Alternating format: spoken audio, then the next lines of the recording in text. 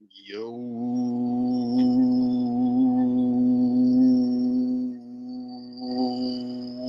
what's up, guys?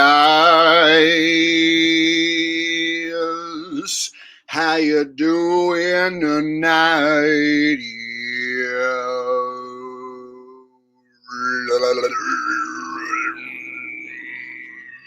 Who's ready to party?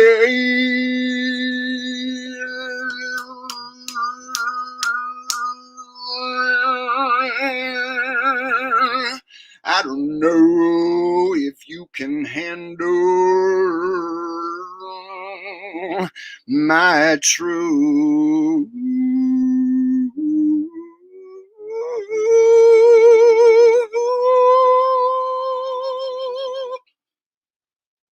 That's right. So, all right, got Rose Bell here. What's up, girl? How you doing tonight?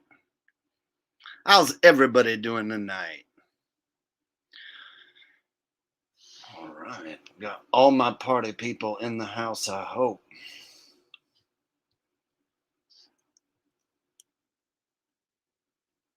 Looks like I got a donation before I started watching. Patriots for Christ with a donation.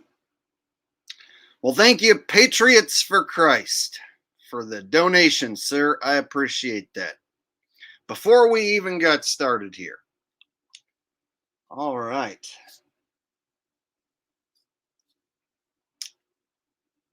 You know what I haven't done in a while, and I think I should probably go ahead and fire the stream off by doing it.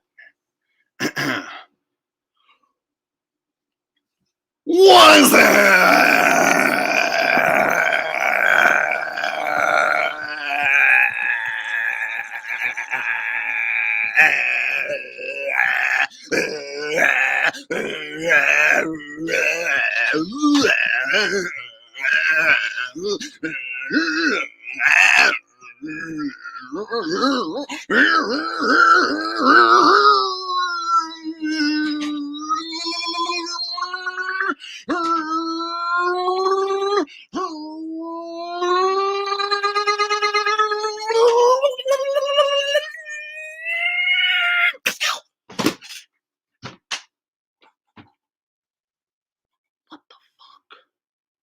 Who am I?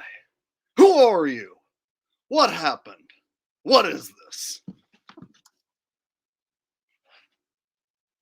Ha, just kidding. All right. Haven't done that in a while.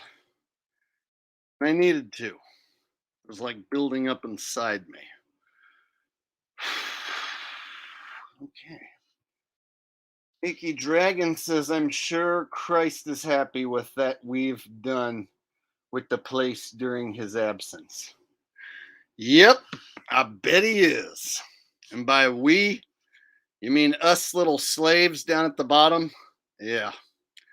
Us little slaves doing nothing down at the bottom. Oh, yeah.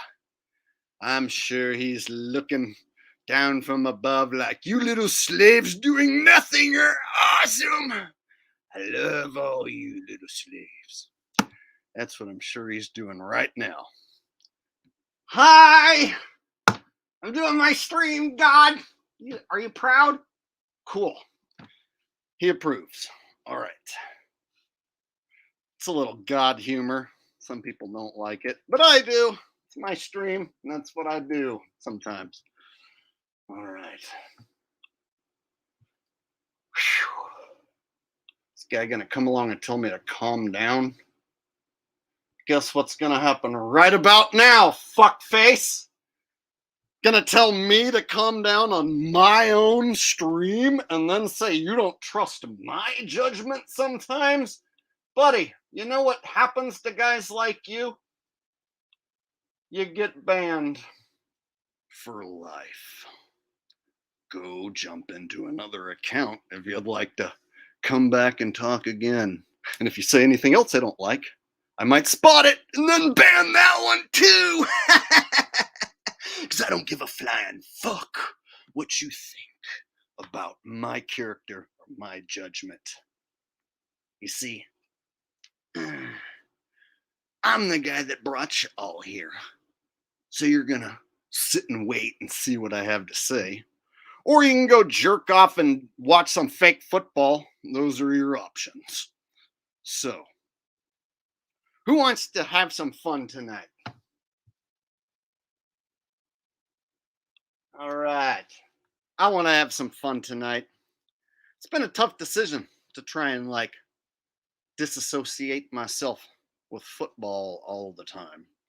So I had to go see what was going on in the world outside of football, and seems same old shit, man. They're lying about everything. It's not just football that's fake. Don't you guys realize every goddamn thing is fake now? Like every goddamn thing. Yes, I say goddamn because even God knows that every damn thing is fake. And he's sick of it. And I'm sick of it. We're sick of it.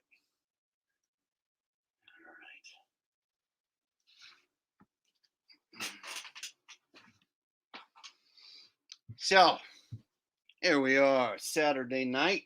Gonna have some fun. All right, Leslie Guy here. She says, I've been wondering how putting down the football is going. So, first few days felt weird. And then I second guessed myself and I was like, maybe I should go look at those games and cap these games. And then I took a look at the list of games and I was like, those are hard. Fuck that shit. And then I was glad that I wasn't going to look at it. So I stopped looking at it. And then I focused on some stuff that I needed to do, clean this shit up, clean up my office, run errands, plan to go on a vacation and all this stuff. And then it hit me like, oh fuck, now I'm bored. Now what do I do? What do I do? And I was like, oh yeah, dude, you can always go live and tell everybody some honest truth that everyone needs to hear. Yeah, why don't we just do that? I have a little fucking hair that's like hanging off the top of my hat. And it's like bothering me. Go away! Okay, I think I got it. So, yeah, putting down the football is like putting down a drug, and I have to replace it with another drug. Like comedy and telling the truth. Because that's what it all was. It was me telling everyone that football was fake. That's what it was. I was telling everyone football was fake, and then I got fucking carried away, and then it all became about football to where 20,000 dudes were like, let me get your picks. Let me get your picks. Who do you got? Let me get the picks, man. And it's like, whoa, hold on. Hold on a minute. I can give you a winner, maybe. Then you're just going to want more. So if it all comes down to me just giving people winners, then it's all about the almighty dollar. And that's not my message. It was never my message. So having to fucking, lose dollar bills in order to figure out what my message was. Yeah, it's been quite a tough deal, Leslie. Thanks for asking. I appreciate you being around. All right.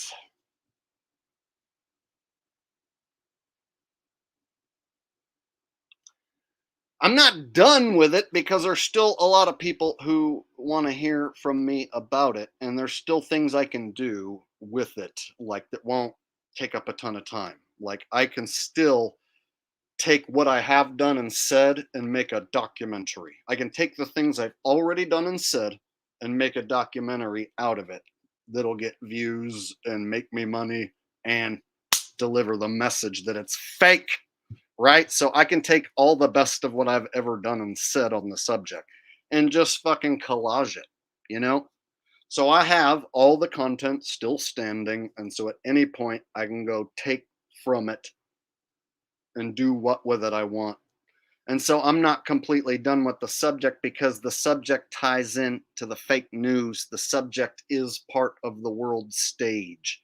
So the world stage, for instance, you're going to have an event where supposedly somebody kills a bunch of people on the world stage.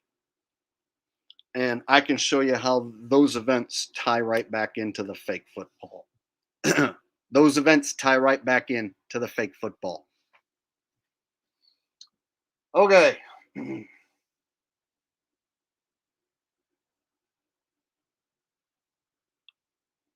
So, without further ado, let's dive in for a minute. Let's take a little deep dive. Actually, let me make sure I didn't miss any super chats or anything. Whenever I start showing videos and talking, is when I realize somebody sent me a super chat that I missed. Let me make sure I didn't miss anything. Got Achy Dragon.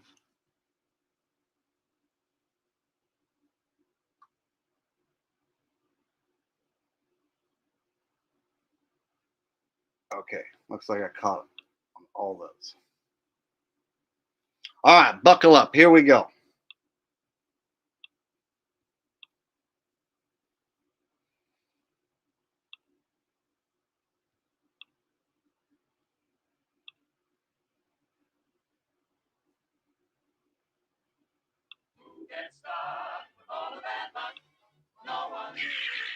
Crisis actor. This is my second shooting.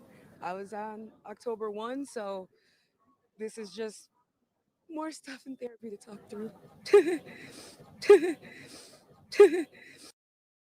I was on October 1, so this is just more stuff in therapy to talk through. Business law student Caleb Melise was in class when he heard shots. Fight or flight starts to kick in. Just a few years ago, Melise says he was also at the deadliest mass shooting in U.S. history, the 2017 Las Vegas Music Festival that left 58 people dead. I feel like I'm in the wrong place, wrong time sometimes, but, I'm glad that I'm able to walk through it. No shit. I have a job at the library at 5 o'clock, and I don't know if I'm going to go, but if I am, how can I be expected to come back onto campus after something like this happened? I was going to ask, how does this make you feel about going to school now? I mean, it's terrifying. just when I was thinking, I don't love online classes, but I don't know anymore. It's a lot safer than going to campus, I guess. Wow. I mean, it's terrifying.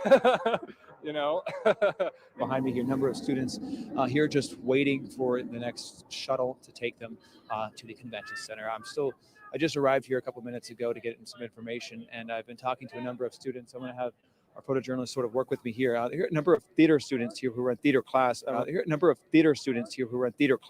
student union, we heard the second ones because it was silent in the class. The first time we were all talking, and we heard the alarm go off in the classroom, and we were all shocked because we didn't know if it was a drill or something. We didn't know. And we were all shocked because we didn't know if it was a drill or something. We didn't know. But the second time for in the student union, that's when we kind of heard it in the distance, and we were all like, oh, oh. So what's going through all of your minds right now? I mean, there's 3 people dead, not including the suspect who's deceased. This is information that police have confirmed. What's going through your mind when you hear about this?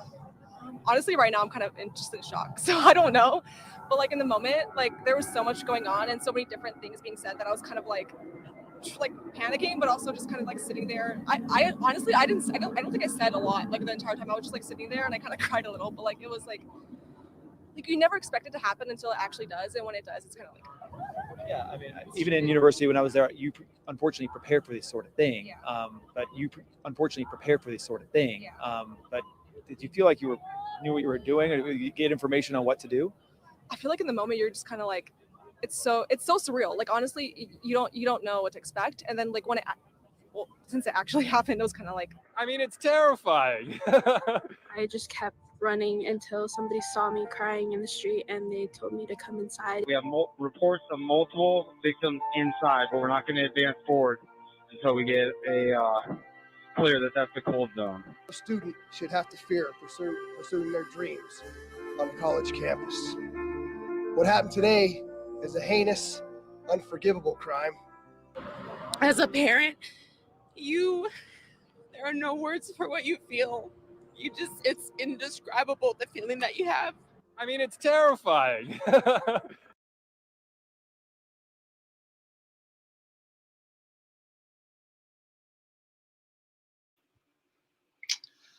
absolutely terrifying, isn't it? You know, at any moment, anyone could just go crazy and just start opening up some gunfire, and it's just terrifying, you know? It's just absolutely so terrifying. You know, I think what we should do, it sounds like a good idea. Maybe we should have some, drills, practice for this sort of thing, in case it might happen. Right? All right. Look, guys,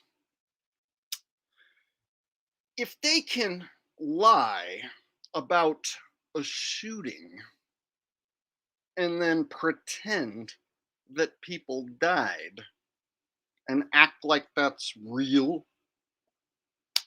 and the majority of everyone who sees that is gonna think it's real, they aren't gonna question those people smiling at all.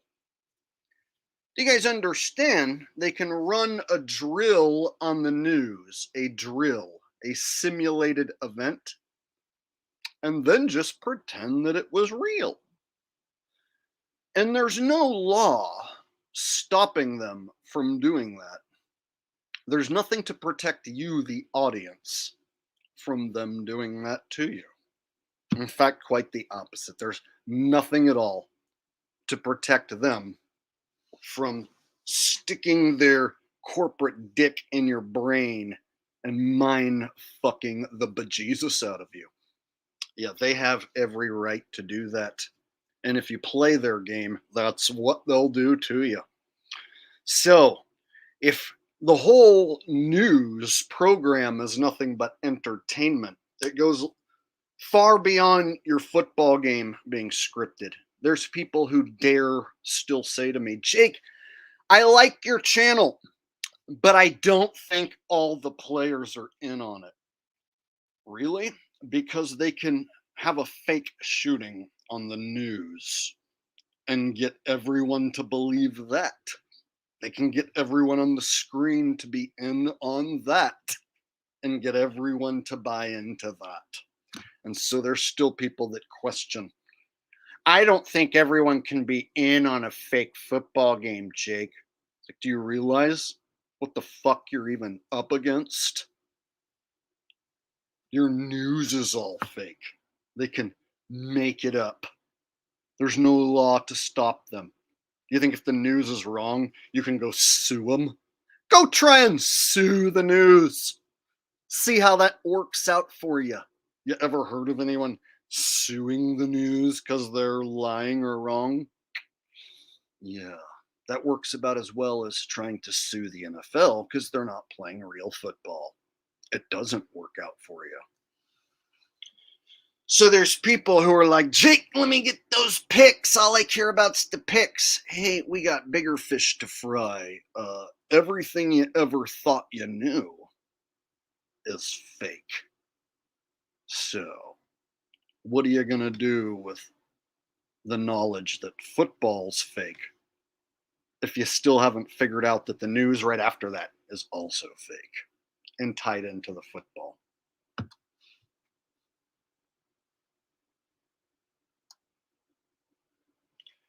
So, you guys ready to see this? All right, check this out. Those events that they script can be tied right back into the scripted sports. So check this out. How many people supposedly died at this event? Three people. UNLV. What is that? University of Nevada, Las Vegas. Now let me show you something.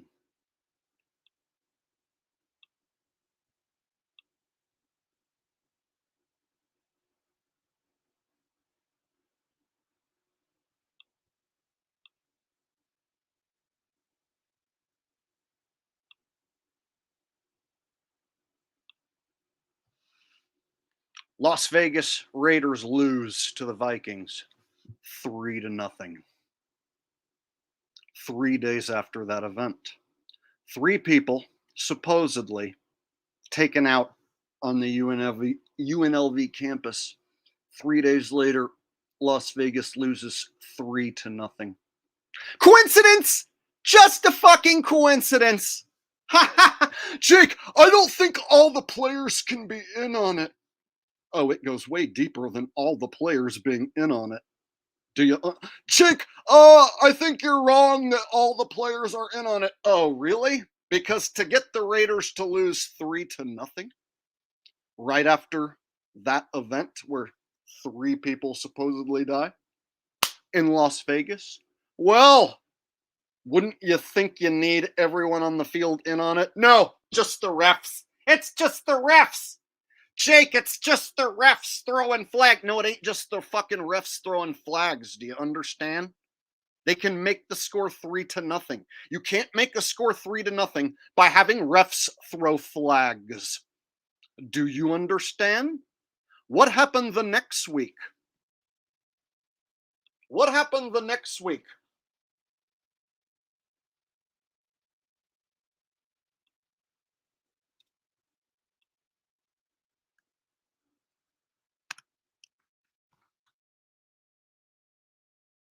This happened the next week. They score 63 the next week.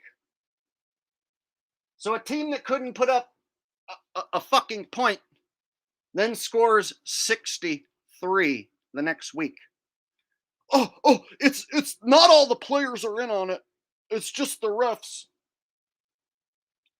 This is Las Vegas. Las Vegas. The same place that drill occurred, right? So they can get the score to be whatever the fuck they want it to be, right? Bullshit. It never happened.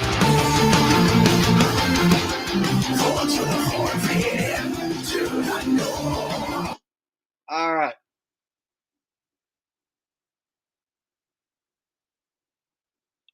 Check it out.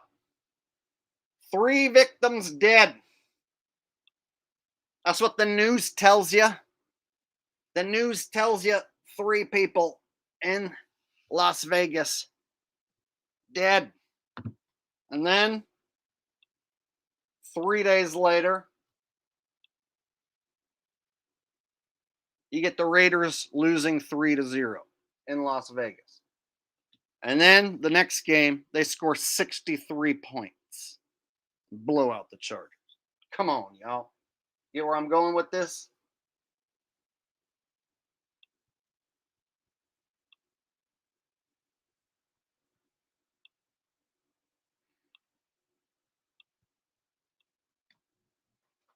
So they can tie your fake news right to your fake football, and you won't even know it. It's like a satanic ritual. They're performing a satanic ritual. They can have you thinking 3 people died, and then boom, you got a 3-0 football game in Las Vegas. How often does a 3-0 football game happen, y'all? Come on. You think it's just the referees in on it? Not possible.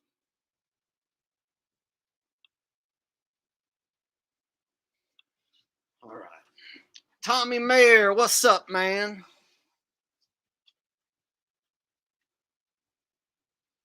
Thank you for the donation. I appreciate that, buddy.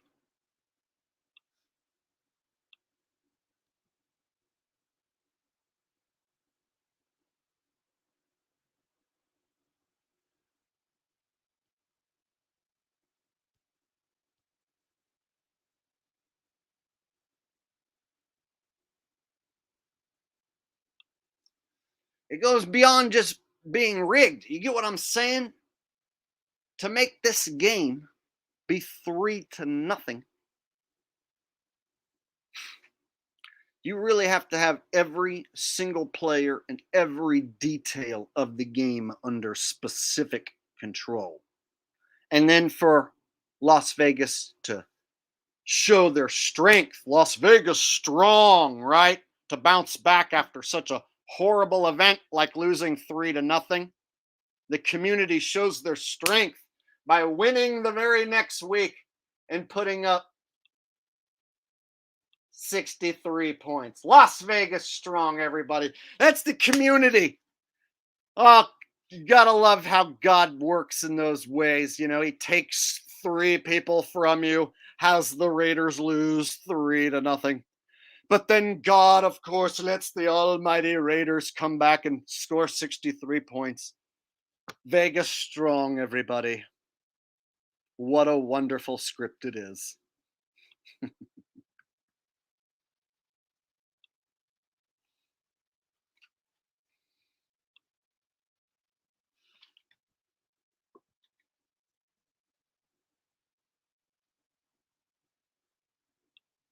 Here's the deal, yeah. Anything with that word strong is fake.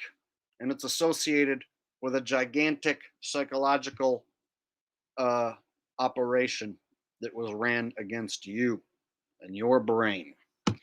So any time they say this city's name and then strong, it was because there was a operation, a psychological operation that was ran in that city. And these are the cities you got to look for as the epicenter for the world stage to perpetrate these events. Sin City, what a great place to perpetrate these events against you, right?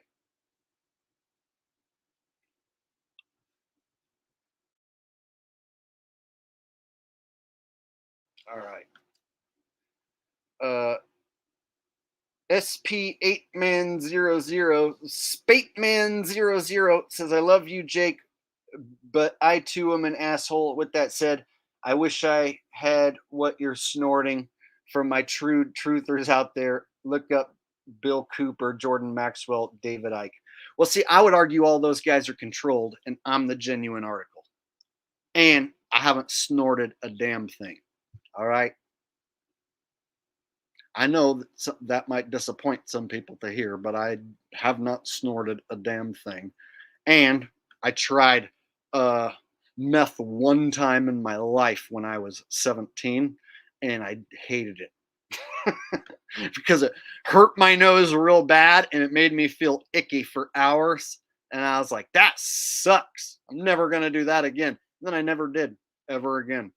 So there's been people who have tried to like insinuate because of my energy and the things that I do that I must be tweaking or twacking. But I'll be on here for 3-4 hours straight, just getting high off what I'm doing, like telling you guys this information, being the guy that has the balls to do what I'm doing and adding my own comedic touch to it. Yeah, I get high off that. That and I smoke some weed before the show. I do smoke up some weed before the show, for sure. And there was a time I used to smoke during the streams, but since I rent an office, I stopped smoking during the streams because I'm indoors and there's other people at the office. Anyway, now I'm getting off track. Thank you for your donation, Spateman00. But yeah, those guys you listed, I don't know, man. All those guys, in my opinion, pretty shady if you really look into it. You can't really tie those guys back to a completely clean background that's not associated with the government in any sort of way. All right. David Yount says, over 460 in the chat. Hit that like button for Saturday Night Live. Yeah, hell yeah. I didn't even notice. 469. Holy shit. Let's all have a 69 right now. Everybody start 69ing. Yeah. All right, hit the thumbs up right now. That's a good idea. Everybody, show your support. If you're having fun, if you dig this, if you want me to keep it going, I can keep this going. I still got plenty left in the tank. So smash the thumbs up button. In fact, in the night. I just checked my watch page and I don't have that many thumbs up. So you guys, I need to see like hundreds of thumbs up, and I only see like 17 thumbs up. That can't be right. 17 thumbs up, and I have all these people watching. That can't be right. Let me refresh the page. Okay, 199. Okay, let's get up to 250 thumbs up, and then I'm going to continue. 250 thumbs up right now. Make it happen.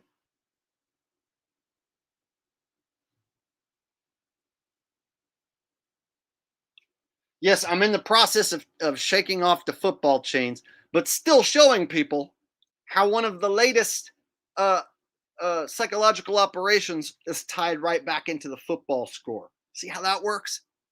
Couldn't have worked out any better for me to get people off football gradually by showing them that the news is fake and that they tie the football scores into the fucking fake news sometimes, right? See? As much as I want to shake the chains, like it's all interconnected and I'll never be able to escape from any of it. All right. Let me make sure we got them thumbs. Come on, man. Give me the 250 thumbs up. We got all these people watching. Oh, okay. 272. I just refreshed the page. It looks like we did it. Okay. Good job. Thank you. All right, let's move on. So check it out. They've been doing this a long time. This isn't like a new thing. They've been faking the news for a long, long time, and they can write it maybe 10, 20 years in advance. They can script this shit. And they got plenty of people going on, ready to go on camera and pretend that this shit was real.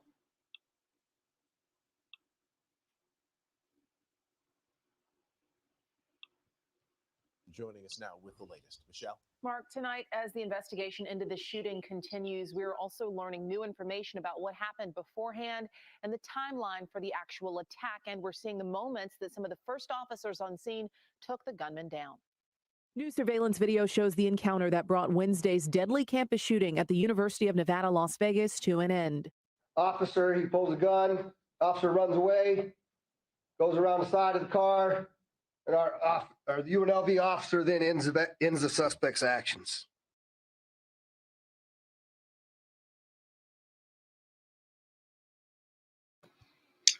So what they're telling you is you just watched a guy get killed. Does it look like that's what happened? See how slick the news is? They tell you that the officers shot this guy, but what are we really looking at? To me, that looked like some CGI bullshit. That looked like some glitchy, fake ass shit. One more time. Like, what are we even really looking at? So, like, when I break down one of those fake football plays, like, come on. Look what they're showing you.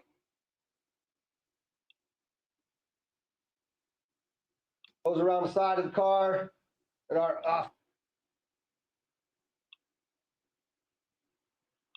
officer runs away. That looks really strange to me. That looks very computer animated to me. Runs away, goes around the side of the car, and our UNLV officer then ends the suspect's actions. These two detectives? That's not what I think I saw. I did not see anyone do anything real. That looks to me like 100% computer-generated bullshit. Ends the suspect's actions. Yeah. Okay. See, so they can get away with showing you some glitchy ass shit. And then you'll walk away from it thinking that you saw police shoot some dude. Is that what we saw? We saw the police shoot some dude.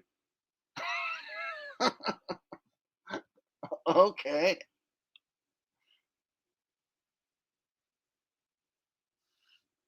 Right?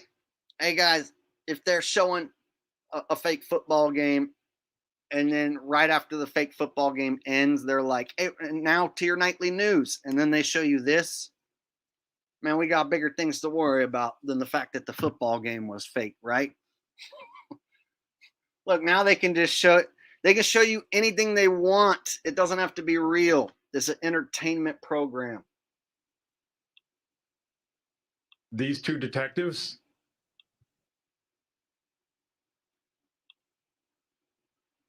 Gun, officer runs away, Goes around the side of the car. That was very strange looking. Keep an eye right here in the middle of the screen. Goes around the side. Okay. Sure.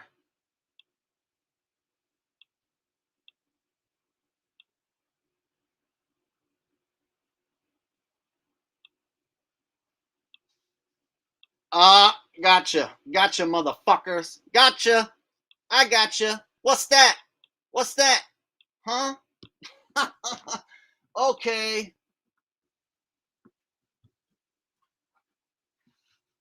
So guys, like when I freeze frame, a football play, I'm just doing the same thing with the news right here, right? Don't you think this is a bigger deal? That the news it can lie about all this shit and that's perfectly acceptable to everyone? That's because everyone believes it. Everyone, if you go tell your mom or your dad that the news is fake, they're going to think you're stupid and crazy. Guys, I've had to deal with this my whole YouTube life. I'm stupid and crazy for thinking that what I'm watching is not real, right? So if I tell anyone in my family that that shit right there ain't real, I'm a bad guy for saying and thinking that. It's me who's the bad guy for thinking that that doesn't look like a cop shot someone. I can say I don't think that anyone died, and that makes me a bad guy and a crazy guy to say that I don't think anyone died. No one died, and no one cried. It's fake. They've got mechanisms in place for people to say, you're fucking crazy. Screw you. Yes, people did die. And it was really sad. And how dare you to say that they didn't. They have mechanisms like that in place to tug at everyone's heartstrings and get millions upon millions upon millions to all believe them people died. And it's sad. And then you got one motherfucker like me comes along with the crazy hat or without the crazy hat who says, hey, that shit's fake and the news is lying. And you know what? You'll ruin your life if you tell people that. If you tell people the news is fake and they're just fucking lying, you can ruin your whole life. Everyone around you will consider you the crazy one. And what the fuck did I just look at? I saw a computer glitchy man shoot across the screen.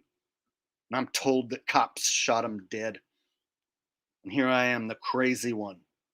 Who knows I saw a computer glitchy man who did not get shot dead. And if I tell people, that's a computer glitchy man that's not real, and he didn't get shot dead by cops, well, that makes me fucking loony for saying the truth. What a world do I get to wake up to? And you guys wonder why I get sick of fake football? Dude, I wake up to a fucking world where I can see everything around me is artificial and fake and phony all the time. And I'm one of the only motherfuckers who has the balls to fucking say it out loud.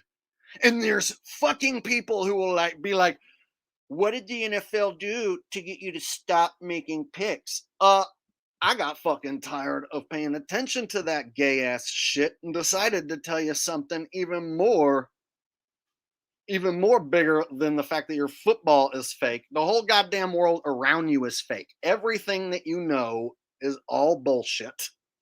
And to try and figure it out as a slave at the very bottom, you're going to start from scratch. And everywhere you try to find truth, you're going to be grasping at fucking lies. That's the real world.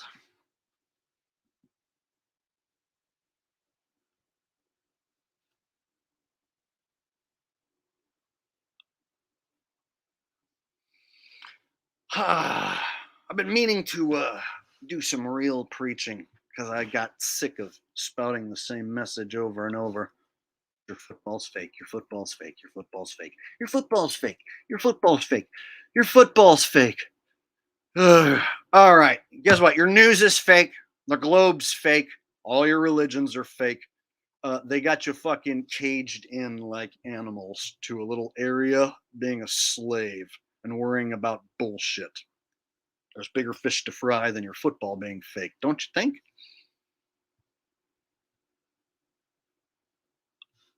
They can script a game to be 3-0 to reflect the fact that they just mind fucked you by saying 3 people died in Las Vegas.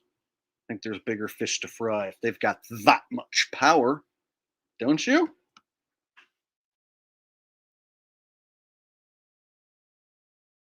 Still, I run into this guy. I gotta be joking. Yeah, man, it's all a joke. The whole thing was just comedy. The Raiders losing 3-0 3 days after 3 people died in Las Vegas is all a cosmic coinky-dink. And then they were so invigorated that they scored fucking 63 points the next week, man. It's not a joke. It's real life, man. And isn't it amazing and sad and tragic at the same time? Wow. This guy has to be joking. There's no way he can be serious. I can't be serious about any of the fucking things I just showed you, right? Must all be a joke. Ha ha ha! Got ya.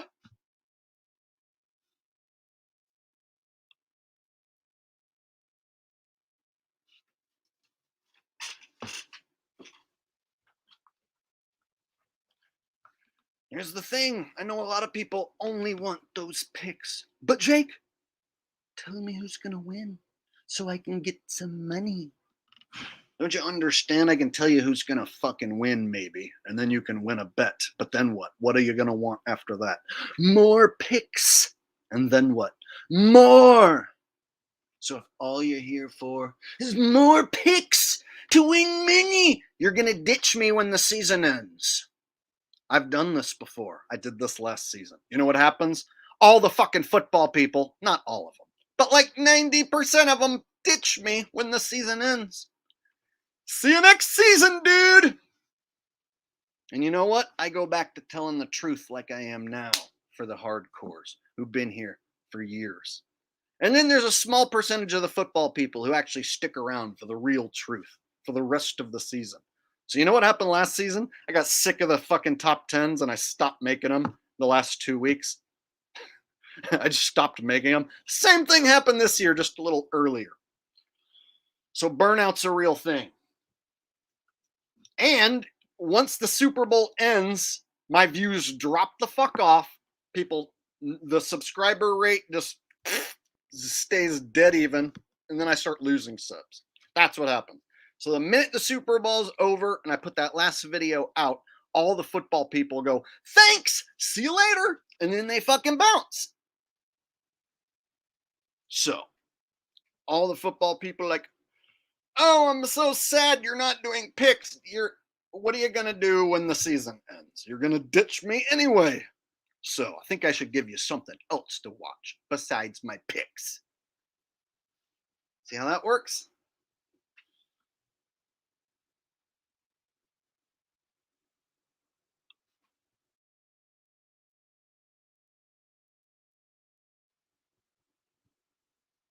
Oh yeah, check this out.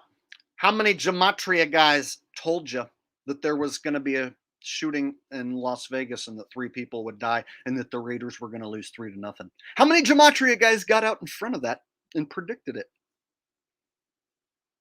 That many. So all the Gematria guys, dude, you just need to learn Gematria. How many of them predicted that shooting beforehand? And that the Raiders were going to lose 3-0. How many? Yeah. Seems none of the Gematria guys could plug in the right fucking numbers to figure that out before it happened. But afterwards, you can point at the fact that, 3 people died, and the Raiders lose 3-0.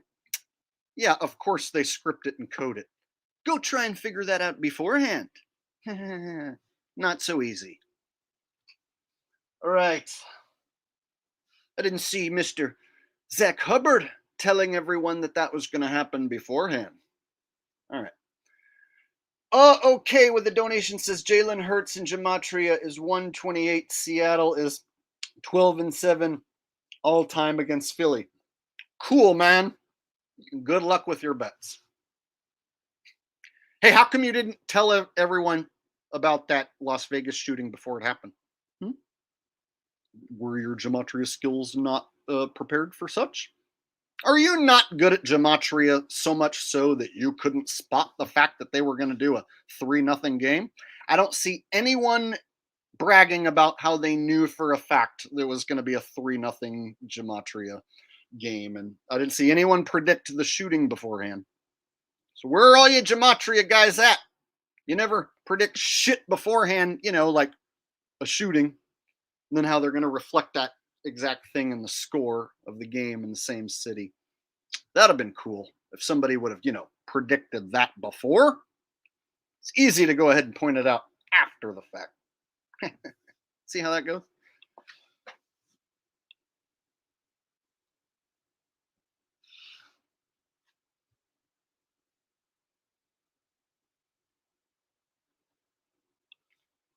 All right, Rapture Ready says, for those who haven't heard, please tell the hilarious Hello Kitty date story.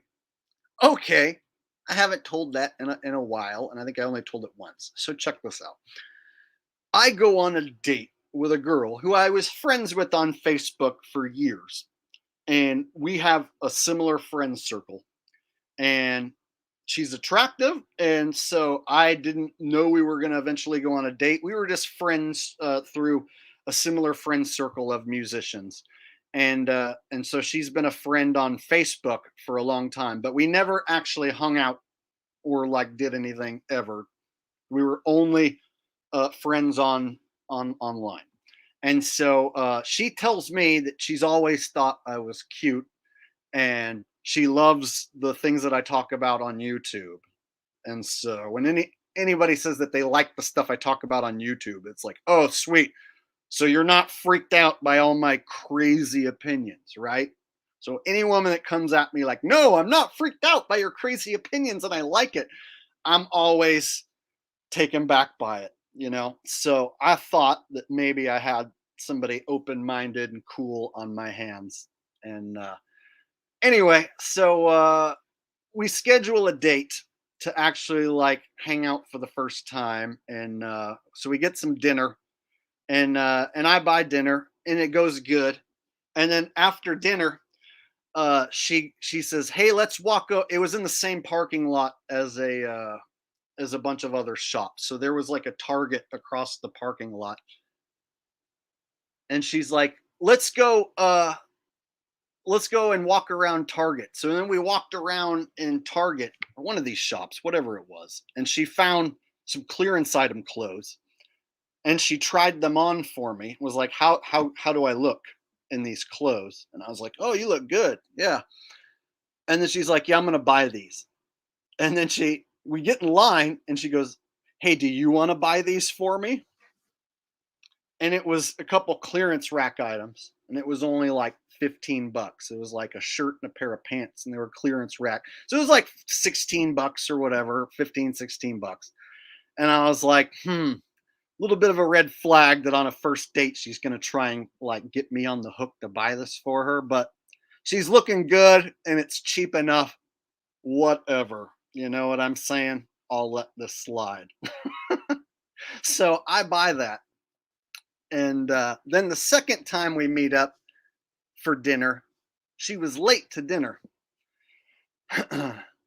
She shows up a half an hour late, and gave me some story that she was inside the mall trying to return some items at Victoria's Secret, and there was a long line and it took a long time. So she basically tells me that she's late for the second date because she was at Victoria's Secret trying to return some shit in the mall. And so we're eating at a restaurant that's in the same parking lot, as the mall, right? It was one of those, like, you know, where the mall is the main center of the parking lot, and then there's a bunch of restaurants all around it and shit. And so we were eating at a restaurant. We eat, it goes fine, and then she's like, "Hey, let's go walk around inside the mall." And that's when I was like, "Oh dear God, here it comes. She's gonna want me to buy her shit inside the mall. Fuck." And it's only like a second date, and she ain't done nothing with me yet. Not nothing. And I was like, oh God, okay, well, if that's what she's gonna do, let's go through the steps, and then I'll tell her no and see what she does. So I already know walking into the mall, she's gonna start picking shit out and expect me to buy it. And I already know walking into the mall, I'm gonna fucking say no. So you guys can imagine how this feels walking into the mall. Like, oh man, we'll see what she really wants to try and do here. We'll see how big of a piece of shit she really is. So the first shop she wanted to go into was one of them Hot Topic type stores. You know, one of them like teenager fucking gift shop stores type, you know, Hot Topic type shit. And so we went into that store, and she spots a Hello Kitty coffee maker. And she picks it up and she pulls it out of the box. She pulls the Hello Kitty coffee maker out of the box, and she's like, "I love Hello Kitty." And the whole time I'm like, oh fuck, she's gonna want me to buy a Hello Kitty coffee maker in the mall. And so I look at the packaging, and I see the price tag is like $69.99 for a Hello Kitty coffee maker made out of plastic. And she puts it back in the package, and she's like, I have to have this. And she gets in line, and she goes, "You want to buy this for me, right?" And I was like, "No, I don't want to buy you a Hello Kitty coffee maker." And she goes, she like takes it, and I'm like, "I think there should be something else between us other than you expecting me to like buy you whatever you want on a second date before I even really know if I like you that much." So I'm like telling her this in the store, and she's like, she like puts the item back, and she starts hustling out the store immediately. And I'm like following behind her. And then when we get outside the store, she turns around and she goes, "You just embarrassed me in front of everybody. I can never go back in there again because I'll just be too embarrassed that you did that to me. Here's some advice. If you ever want a girl to be with you and you like it, then you should never embarrass her in front of people like that. So you should just take this advice that, like, if you're not prepared to buy something like that, then you shouldn't even go on a date to begin with." So it was like she scolded me basically. I was like, I can't say that's verbatim, but that was like paraphrasing. She's like scolded me intensely that I didn't buy that for her, the Hello Kitty coffee maker.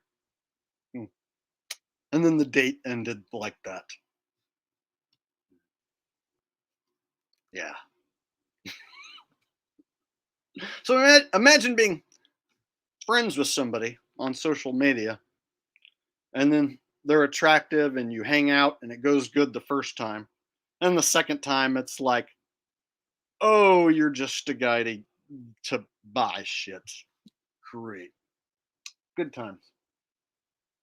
Then you wonder how many times she pulled that routine. Then if I would have bought the Hello Kitty coffee maker, would then that equal like, oh, well, I also like this perfume, and I also like this blouse, and I also like this and that and that. So if I would have like said yes to the Hello Kitty coffee maker, the next thing that would have happened was she would have started fucking racking up other shit.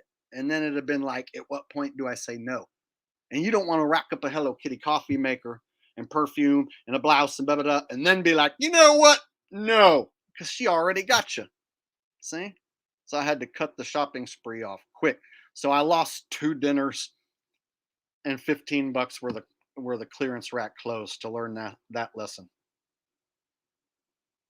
To go on a date with someone attractive who's pretending to be interested to get their hands on some shit. Wow. Imagine being a 40. She was like 40 years old, like the same age as me. I'm 40 and she was the same age as me, and she wanted a fucking Hello Kitty coffee maker and a man to buy it for her. What a piece of shit.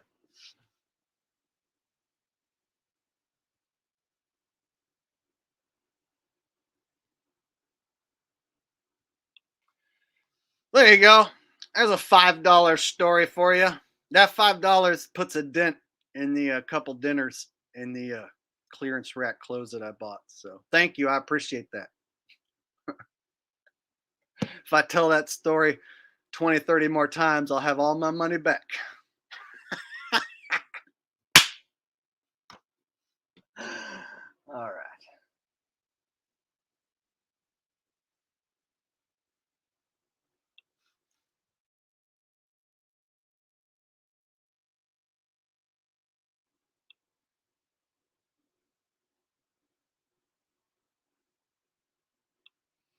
Yeah, see, there's a lot of women who are like proud to not need a man. But then there's those women that like, oh well, if I show some skin, I can make way more than working.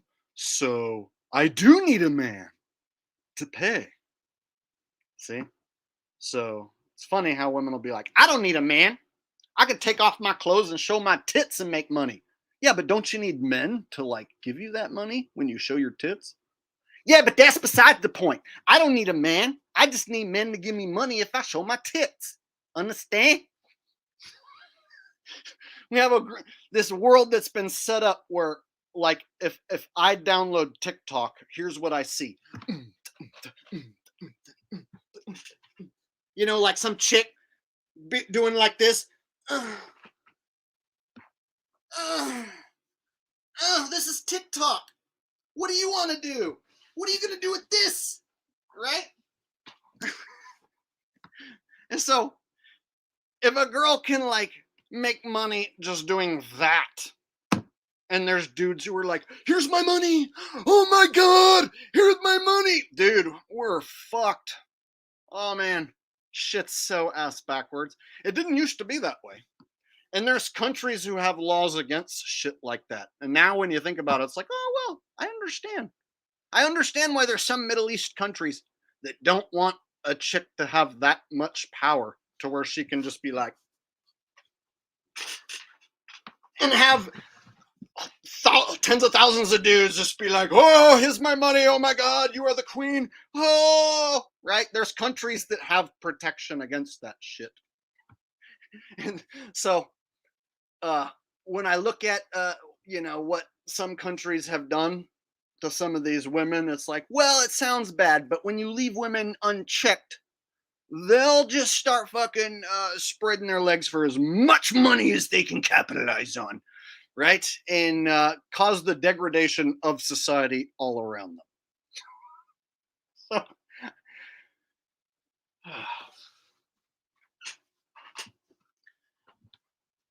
Can you believe there's countries that don't allow women to vote?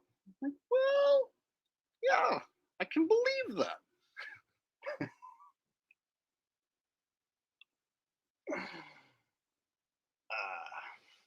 Now, see, ain't that some real truth? That's too much truth for most people to handle. Right? Some straight up laughing emoji shit right there.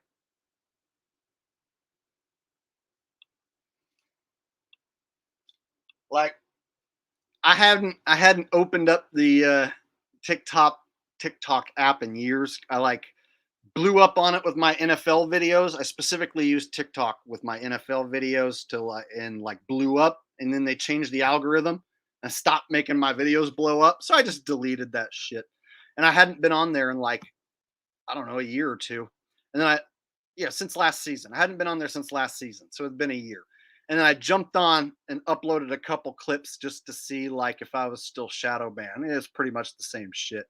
And right away, the first thing is just like a bunch of chicks just bending over and spreading their legs. So even if you ain't trying to see that and you're new and you haven't been on there in fucking a year or whatever, the first thing they want to show you is them thirst traps, just bitches just bending over, spreading their legs over and over and over and over again. And then I noticed the other social media outlets are doing the same thing. So it's just becoming like, you can't escape it. There's thirst traps everywhere. Like, look, I'm cute and I have a nice body. I want to make money doing this.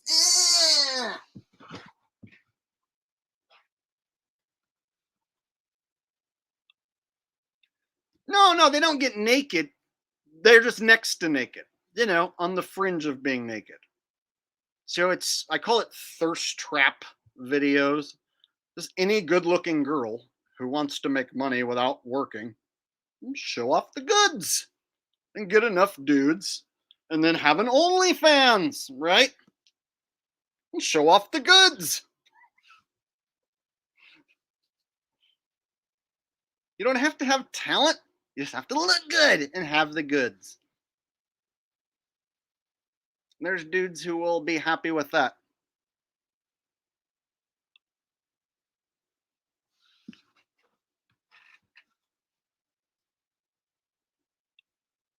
Yeah. So to allow a woman to make $10 million on something like just shaking her ass, well, dudes just beat off and pay. Like, how good is that for your society as a whole? How many of those do you need? Well, it seems that they just keep coming every day. There's more and more and more of that. Seems to me there's almost too many. But that problem will eventually have to work itself out, and you'll see the consequences of when that problem works itself out. You're already seeing the consequences. All us single dudes are feeling the consequences already.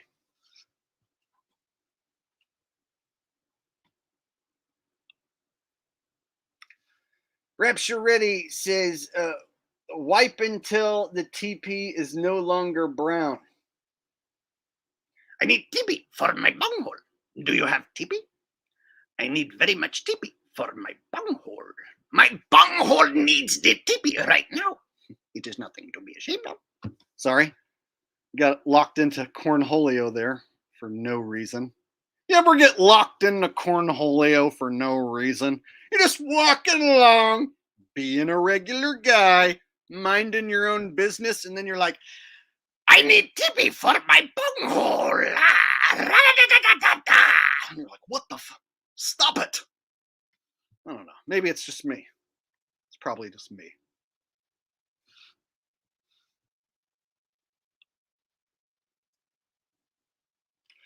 The other day, I was just, walking along, minding my own business. And then suddenly, it occurred to me that I need TP for my bunghole. I need to get back to Lake Titicaca to get TP for my bunghole. La la la la la la la. And I was like, what? Why? I don't even understand why I have the need for TP for my bunghole.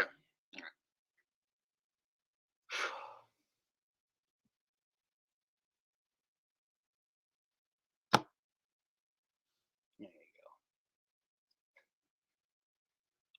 Are you threatening me?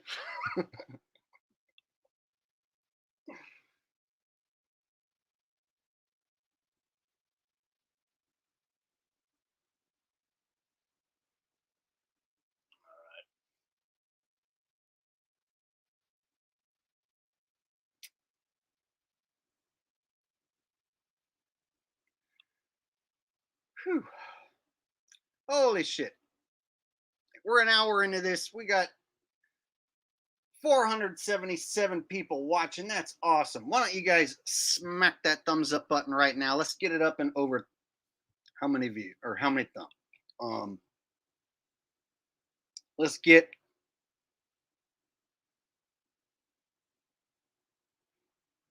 over 400 thumbs up right now. We can do it.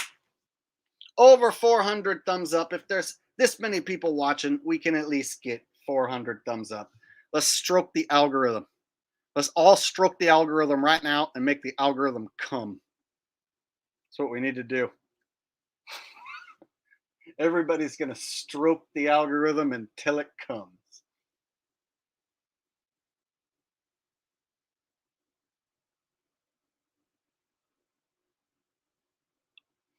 This guy might piss me off. I don't know. This guy might be the one who ends up pissing me off soon. We'll see. Talk about scripted news, please. Yeah, see. Were you paying attention when I showed you how there was that shooting in Las Vegas? 3 people died, supposedly.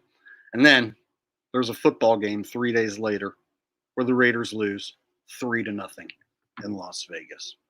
Did you see that part? I hope you did. All right. Here's the thing. The news is an entertainment program, just like football is an entertainment program. So this right here, they can make up whatever they want. Do you realize the news, since it's just an entertainment program, can make up a story where people die? Aww, but it's not real. And they have every right to make up a story where lots of people die, or some bad guy did something really bad. Oh, it's so scary. Oh, it's so bad. But guess what? This is just like a Hollywood movie. There's no law that says they have to tell you the truth. There's no law that says every bit of the news must be legit. And all of the news organizations run the same stories. You notice that? They all, CBS, ABC, NBC, CNN, BBC, whatever letter news it is, they're all saying that this happened and that it's a tragedy and it's terrible and 3 people died. You won't see one of the news agencies go, hey, you know what? This is fake. We're ABC News and we cover real news. And this one's not real. You see, all the news agencies all tell the same story. All of them. You get, so that means your news isn't investigative.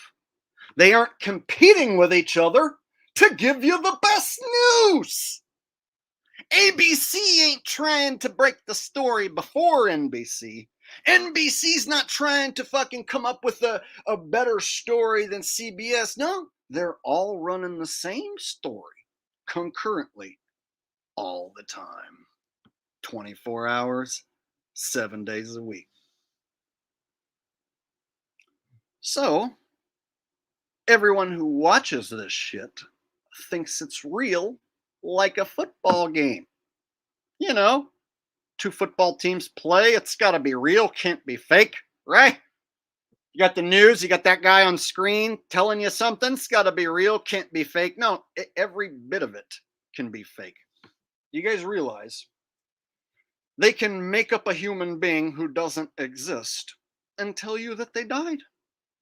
So if they say, Rodney McRodneyson died today, and it was sad, that might be a made-up person. They can show you a picture of Rodney McRodneyson, and it might be a made-up human being. Do you know that you can collage facial features together and make human beings who don't exist? There's computer programs that will make people that don't exist. You can have a picture of a dude. Looks like a dude, but it ain't a real dude. They just took facial features from different people, like Mr. Potato Head style, and stuck it on a fucking face. And so if you can create a fake person and then say that person died, it's not a tragedy. It's just a made up story, right? So it's like when, Harry Potter dies is the same as saying that those people at UNLV died. It's just a storybook. It's a movie that they put on the screen for you. Doesn't have to be real. What are you going to go sue them? You're going to sue those kids for lying? Go try and do it. Most people think it's all real. Yes, all those smiling kids were real people. Let's take a look at some of these supposed tragedy victims again.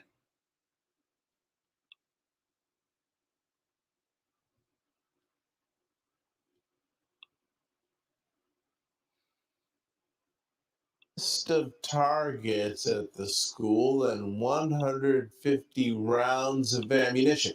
And we're learning about the victims and about the gunman. Eyewitness News reporter Michelle Fisher joining us now with the latest. Michelle? Mark, tonight, as the investigation into the shooting continues, we're also learning new information about what happened beforehand and the timeline for the actual attack. And we're seeing the moments that some of the first officers on scene took the gunman down. New surveillance video shows the encounter that brought Wednesday's deadly campus shooting at the University of Nevada, Las Vegas to an end. Officer, he pulls a gun. Officer runs away, goes around the side of the car, and our UNLV officer then ends the suspect's actions. These two detectives are heroes. Police say 67-year-old Anthony Polito first opened fire around 11:45 inside the business school. 39-year-old assistant professor Patricia Navarro Velez and 64-year-old professor Jerry Chang identified as two of the three staff members killed during the rampage. Out of respect for the family, we will wait to identify the third victim until the family is notified. Police saying UNLV was one of several Nevada higher education institutions where Polito had applied for a job but was not hired. Authorities say he had a list of people there he was targeting, and at Eastern Carolina University, where he once worked, those killed were not on that list. But authorities say Polito's massive amount of ammunition indicated more violence was planned. 150 plus additional rounds of ammunition, nine additional magazines strapped. I believe that he was probably heading towards that student union. All UNLV students were accounted for alive, many on campus fed up with the latest mass shooting. I kind of knew it was going to happen to me one day, but it's weird to have it real. It's scary and it's real and it needs to be taken seriously. The fact that this happens over and over again is ridiculous. School shootings have been happening since I was born. I was born in the year 2000. It's 2023 and I'm tired of it. And we also learned today that prior to this rampage, the shooter sent 22 letters to various university personnel across the country with a white powder substance inside. Tonight, those letters have all been intercepted and are being processed. Preliminary test results in the first envelope showing the substance as talcum powder. Hello, family. While you're shopping, please give me a new 5G phone. This is how you tell me you want a new phone? Better plan is to switch to Verizon. Last chance to switch and trade in any Samsung phone in any condition for a Galaxy S23 Plus, Watch 6, and Tab S9 FE, all on.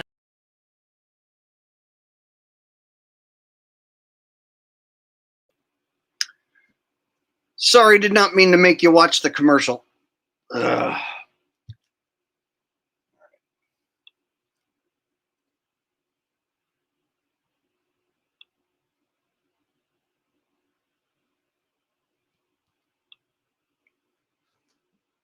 So you see how they can perform a drill.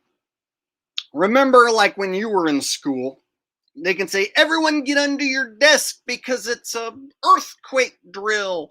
Everyone get under your desk. It's a nuclear bomb drill. Everyone go outside and walk out to the field because it's a drill. It's a drill. It's a drill. Remember, fire drill. Is there a real fire? No. Everyone just walk outside and stand around. We're practicing. We're practicing for a real thing. Right? Remember? We've all been there. We all know what that's like. How many times was the school burning down? None. How many times was the bomb threat real? How many times did the school blow up? 0 times. Right?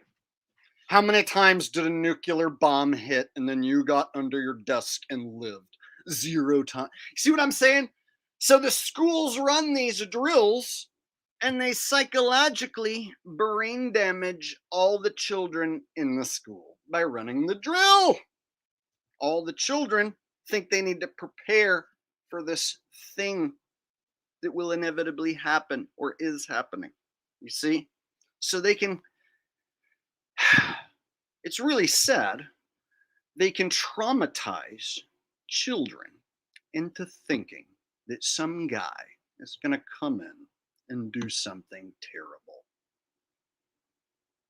And guess what? People don't actually do that. When people flip out and go crazy, yeah, there's no proof that they get a firearm and head to a school. There's no proof of that. But the news has to make that a reality somehow. They have to make it out like anyone who's crazy will get their hands on a firearm, and then when they snap, they'll go to a school. So they're the ones making that connection. Seems to me someone who snaps and goes crazy, how come they don't want to take out government officials? Oh no, it's the kids, right? It's the innocent kids. So they run these drills and they can get the kids to believe in this. And so then those kids grow up to think that like that's going on around the world. And the reason why they participated in those drills was to prepare for that scary event.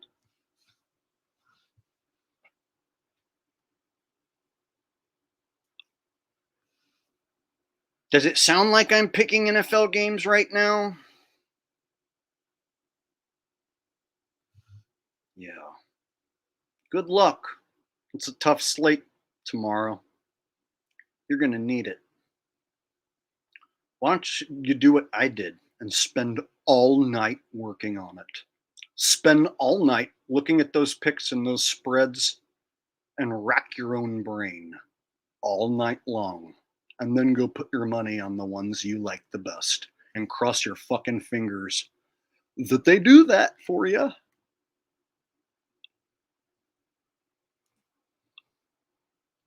All right, Rapture Ready says, what do you think the deal is with Antarctica? Bro, I'm stuck caged like an animal. What do you want me to tell you? I don't even know if it's cold and snowy. There could be bodacious babes doing this in Antarctica and saying, come have sex with me in Antarctica right now. And I wouldn't know because I ain't never been there. Do you know anyone who goes to Antarctica? That's the thing, bro. It's like, what about Antarctica? It's like, yeah, what's on the dark side of the moon? Let's all just start making shit up right now.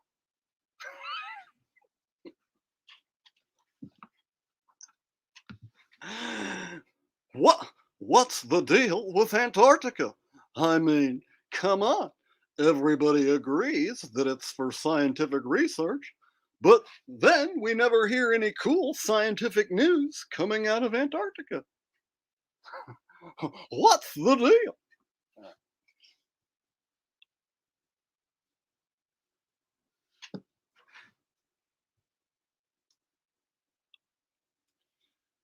Man, I was trying to find out what was going on down in Antarctica, and then they had penguins and shit down there and whatnot. And I was like, hell no, ain't trying to fuck with no penguins in Antarctica and shit, man.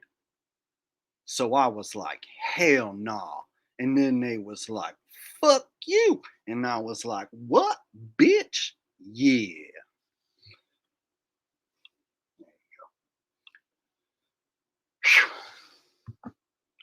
That's what Ice Cube thinks about Antarctica. Hey, Ice Cube, are there ice cubes in Antarctica? Man, I went to try to learn if there was ice cubes in Antarctica. And I was like, fuck Antarctica. That shit's cold and shit, man. And I was like, hell nah. There you go. Man, I get censored every time I try to tell the truth. One time, man, I got blackballed by Oprah. Man, every time I try to tell the truth, man, they be trying to censor me and shit, man. So I be like, hell no.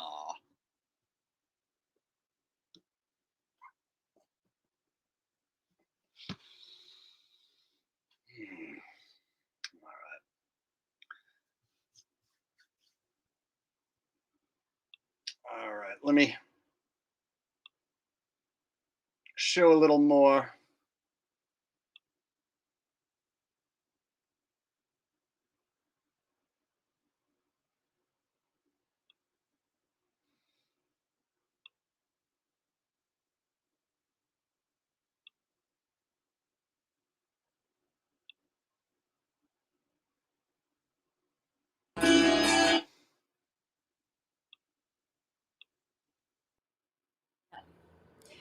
Yeah.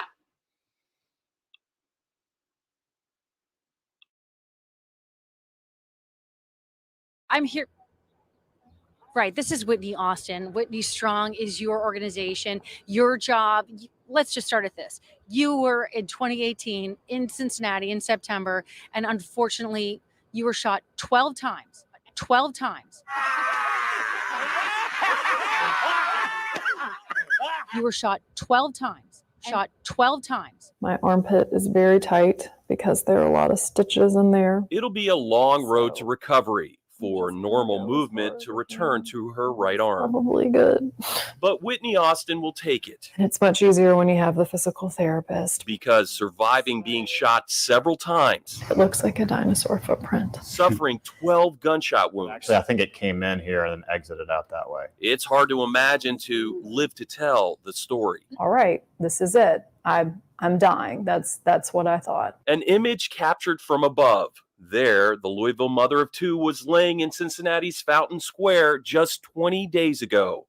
Just 20 days ago. Just 6 days after exceptional care, including surgeries at the University of Cincinnati Medical Center, Austin is back home in Louisville. Back with the husband and kids, back with a new focus, a survivor on a mission. The mission statement and a motto of Whitney Strong is to reduce gun violence by promoting responsible gun ownership.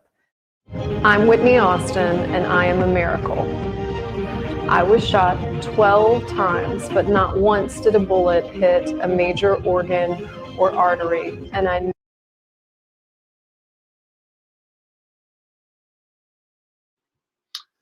So the story is she was shot 12 times. Whitney Strong. And now she wants to speak out against guns and promote responsible gun ownership. You know, I mean, if you're shot 12 times, right, then you live. I mean, of course, that's what you're going to dedicate the rest of your life to. Whitney Strong, Las Vegas Strong, every place where there's ever been a psychological operation strong. Yes, we're all so strong. Yes. Man, Tupac ain't got shit on this bitch, right? Tupac got shot 6 times and died. This bitch gets shot 12 times and lives, right? Shit. Who's really the OG gangsta? Just kidding, right? Tupac's fake dead. He's not really real dead. So that's just a joke.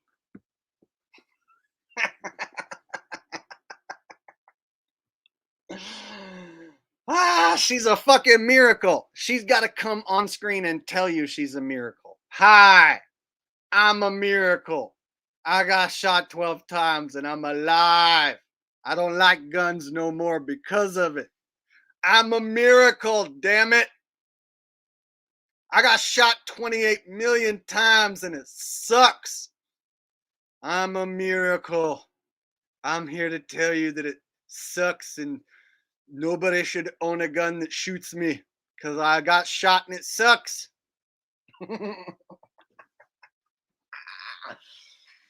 This is all a comedy routine. I hope nobody gets offended. This is all just for fun and for comedy.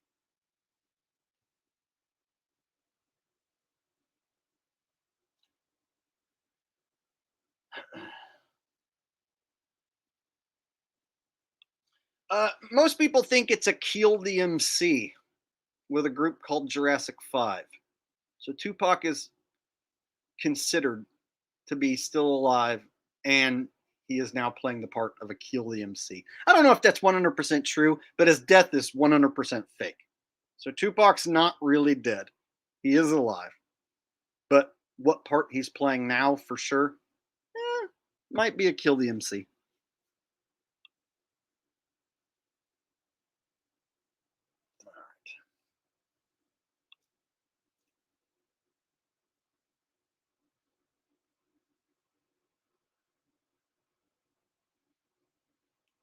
All right, check it out. This is an important part about the strong cities. I'll let this part play.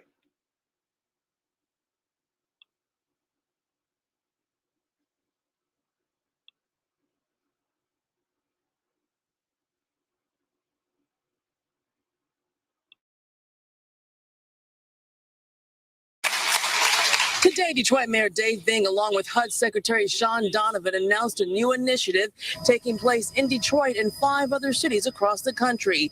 It's called Strong Cities, Strong Communities, and it's aimed at helping cities move through the red tape of federal agencies and programs to better use their federal dollars, and partnering with local communities with on-the-ground team support from Washington. Comprised of high-level federal officials from various agencies and funded from within existing budgets, this team will work in the city full-time for up to 2 years to identify barriers to growth and strategically put to work millions in federal dollars already awarded to the city. By 2050, almost 70% of the world's population will live in urban areas. Rapid urbanization has made cities vulnerable to new and rising threats, from political violence and terror attacks to increases in hate crime and online disinformation. Today's challenges are both global priorities and local realities. Cities have a vital role to play in addressing hate, polarization, and extremism, and no city should have to face these threats alone. Since we launched in 2015, the Strong Cities Network has helped connect local leaders, frontline workers, community actors, youth and field workers to work together for change. With almost 150 members worldwide, together we form a family, a global support network, and a knowledge exchange for cities, building communities that stand together in the face of those who try to tear them apart.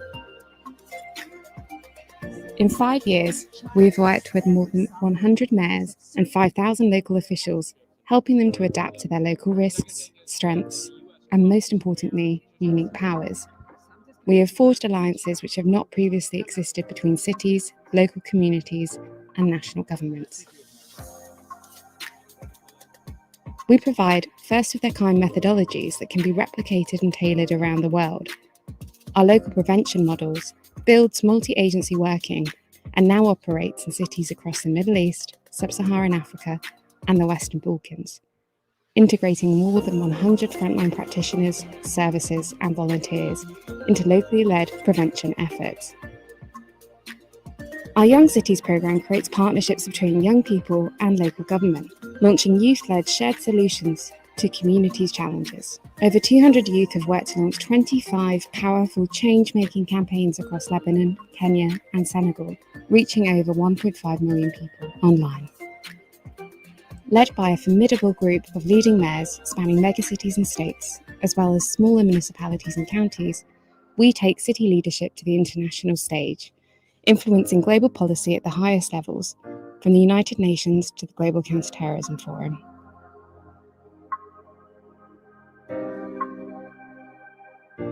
Membership provides cities with We have to believe those words, and then we have to live those words.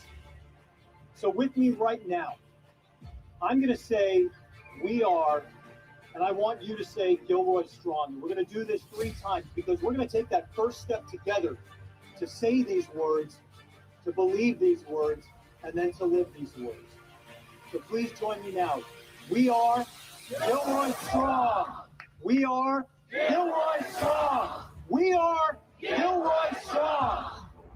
Some of you may not be from Parkland, but tonight we are all Parkland Strong. We are part of Team Newtown Strong. We are all Saugus Strong now. Saugus Strong. And the fact that now they're all rallying behind the phrase Vegas Strong. And now the Virginia Beach Strong Act is law. El Paso Strong. We are New Hampshire Hospital Strong. Back at home, the planned return of tourists to West Maui is now just 5 days away, and many Lahaina fire survivors say it's too early.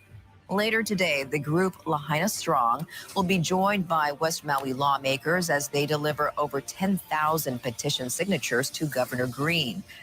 This morning, about a dozen charter buses carrying families and community leaders from Uvalde pulled up to Minute Maid Park to watch the Astros in action. The game recognized as Uvalde Strong Day to honor the 21 lives lost. Lewiston, Maine, neighbors help neighbors. In Lewiston is Lewiston Strong. And this shop is now sold out of Lewiston Strong shirts, but the owner expects to get more t-shirts Monday and get back to printing. You can buy them online.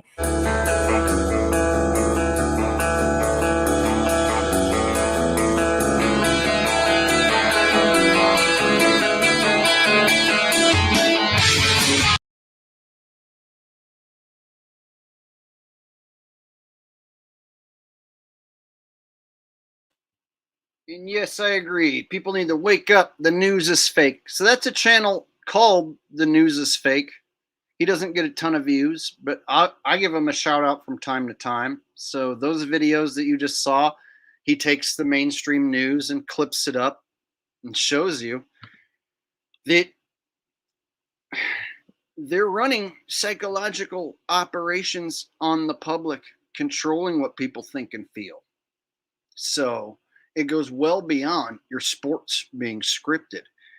And so I talked about it earlier. There's people who will say, Jake, I like your channel, but I don't think all the players are in on it. Dude, they have the fucking police in on this shit. The police are in on it. The police will show up to a drill and act like it's real. So you don't think they can get the players on a field who are paid millions of dollars to pretend? I still have people say, Jake, I don't think all the players are in on it. I think it's just the refs. Like, you think they got the Raiders to lose 3-0 because of fucking refs? You think you can just throw flags all day long and make a game 3-0 while the players think it's real? Get the fuck out of life. You see what I'm saying? Like, if in Las Vegas they can say, oh, a gunman opened fire and took 3 lives and the Raiders lost 3-0. And you're thinking, oh, well, not everyone's in on it. Okay. You realize how much control they have over this place? Somebody like me comes along and makes this video, it could go down. You know, right? What I'm saying right now, the video could go down tomorrow, and I won't be able to post for a week. I mean, the whole channel could fucking go down. There's always that problem that, like, you open your mouth and say too much. Well, they'll just take it. They'll take it all from you. So I got to label this as comedy and tell you this is all a big comedy routine, all to make you laugh. It's all for fun. Don't anyone, you know, take it serious, all this truth that I'm telling you.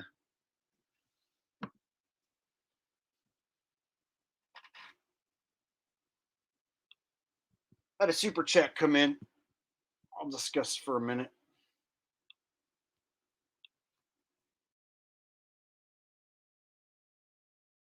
So Tom says, in 2007, our government took over black powder commodity. Less hunting led to a failing market. In 2008, we started pushing gun control. The price of ammo went through the roof. Every redneck was paying 300 times more for ammo. Problem. You know, they got both sides completely controlled. And here's the thing. While they're pushing gun control, they're still not afraid of you and your guns. So even if you have guns, a lot of them, they ain't afraid of you. They're going to phase you out. So they can control popular opinion and get popular opinion to be guns are bad, and get people to willingly disarm themselves and vote in legislation to disarm themselves permanently. So if they can convince popular opinion that guns are bad and that you should disarm yourself permanently and trust Big Daddy government to protect you, well, seems they're well on their way to accomplishing that. And if you're one of the last remaining guys holding on to your guns, well, eventually you're going to die. And then your stockpile of guns won't matter. See what I'm saying? They'll wait you out. So the last remaining gun hoarders in America, you know, then another 50, 100 years, you won't be around. And if you haven't passed on that tradition, then, you know, then that tradition will die out. And the popular tradition around will be the guns are bad. See?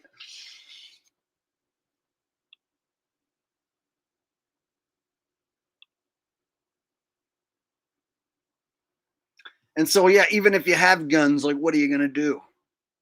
You can't, like, go shoot a bad guy, right? Oh, you got some cool guns? What are you going to do? Go track down a real bad guy and shoot him? Sure. So let's say you got some property and you want to protect your property. I'm all for that.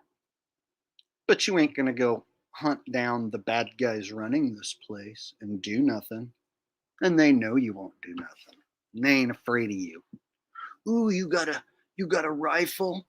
Ooh, well, they own this motherfucker. They control all of it. The people who own this motherfucker, yeah, you think they're afraid of any low-level shitbag slave with a rifle? They got a plan for you. And their plan is just wait for you to die. That's their plan. You ain't going to organize the revolution. So let's go ahead and wait for your gun-owning ass to die. That's all they'll do.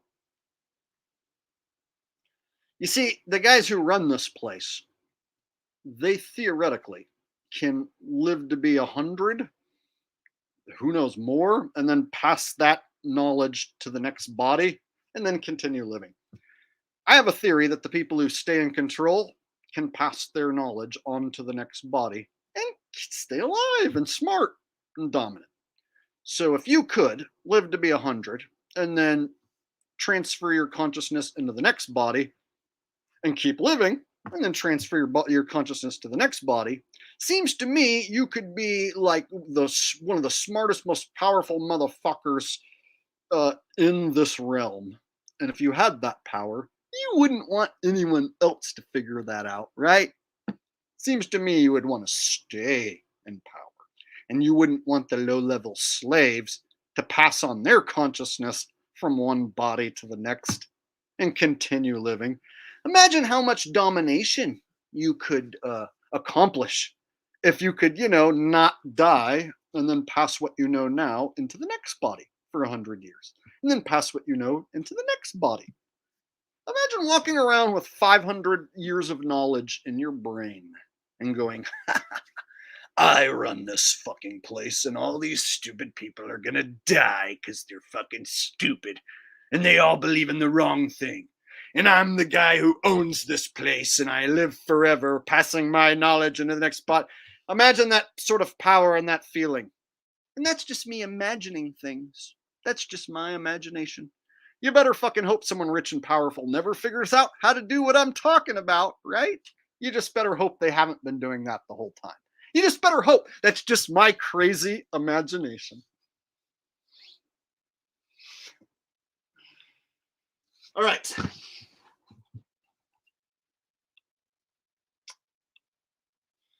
Tom says, we've been dealing with a bio-warfare since 2019. Guns aren't going to help us. Psychological warfare and bio-warfare. Pew, pew. Well, here's the thing. I say it's all just mind warfare. Like biological in the fact that like whatever they shoot you up with is biological. But it's not like nothing happened in 2019 or 2020. There wasn't a thing.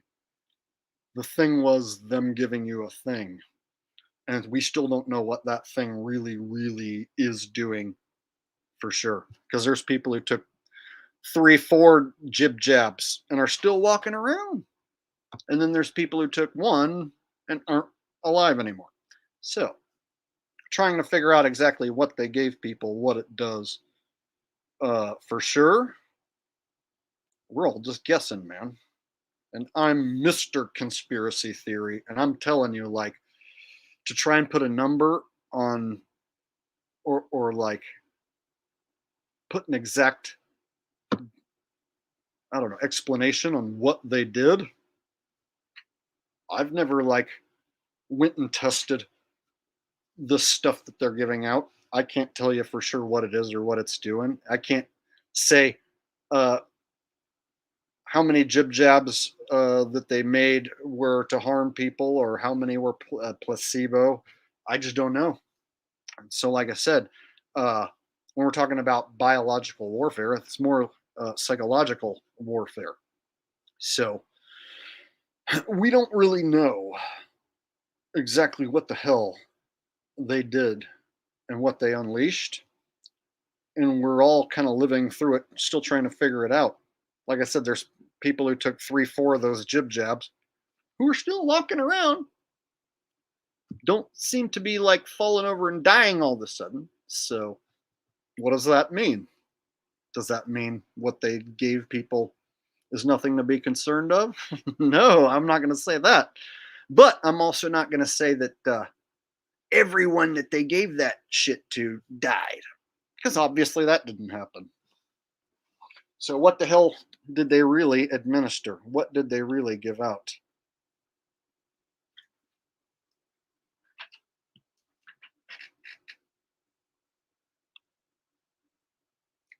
So when it comes to bioweapons, you got to look at it all like a bioweapon. Like, okay, well, even if you didn't take the jib jab, all your food that you're pretty much going to go out and buy is tainted in one way or another. It's really hard to eat good, clean, unprocessed food all the time. So they have engineered food ingredients. The water sources are contaminated. What are you going to buy? Bottled water? Well, that's contaminated too. You get what I'm saying? So it's like all the food's contaminated, the water's contaminated. And then what? They spray shit in the air. So that's contaminated. So your whole life's contaminated, basically. And so even if you avoid their jib jab, they're getting to you in other ways. So if they can spray shit and get you to eat bioengineered food and drink contaminated water, let's say they get you to die at 75. You start to lose your mind at like 70. And by 75, 80, you need to be in a home with someone taking care of you. You don't know that they just attacked you. You don't know that this was an attack that happened to you. You think you're just getting old.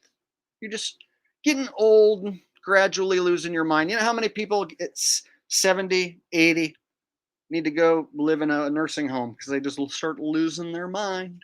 Forget who they are, where they are, or why they are. You know, can't figure out what's going on anymore. Yeah. What if that's part of the plan? After 60, 70, you just start forgetting who and what's going on. Meanwhile, the bad guys who run this place, they don't have that problem. They don't get old and stupid. They stay really fucking smart. Even when they're 90 and 100 years old, they're really smart. The guys who run this place don't end up in nursing homes. They don't lose their minds. Their minds stay very intact. So how is that? The people who control this place can be 100 years old and a billionaire, right? Whereas your common 70-year-old is like, oh, I'm forgetting my kids' names. I forget where I live. Got to put grandpa in a home because he forgot where he lives and who his family is. Yeah. No possible way that that could be an attack. It must all just be a natural illness, naturally occurring. People are just naturally, going crazy in their old age. What if you don't naturally go crazy in your old age? And that's something that has been engineered.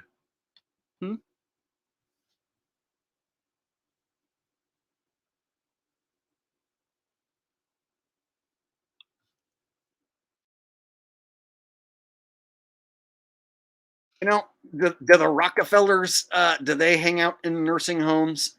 Are the Rockefellers like too dumb to continue being dominant? Seems the Rockefellers, Rothschilds, they stay quite smart. They don't have the problem of, getting old and losing touch when they're in their old age. No, like I said, imagine being able to get to 100 and then you pass that knowledge, 100 years of knowledge, into the next body. And then you can start as a 20-year-old man in a perfect body. You don't even have to start as a baby. Let's say they can fucking put their knowledge into another 20-year-old man's body and just continue from there. Imagine the damage you could create in this world. Imagine the amount of power you could amass if you could just stick your consciousness into the next body and continue on. So I suppose there's bloodlines out there who have enough money and enough time and power that have figured out how to dominate this board infinitely, meaning they figured out how to beat death, which is how they stay in control forever.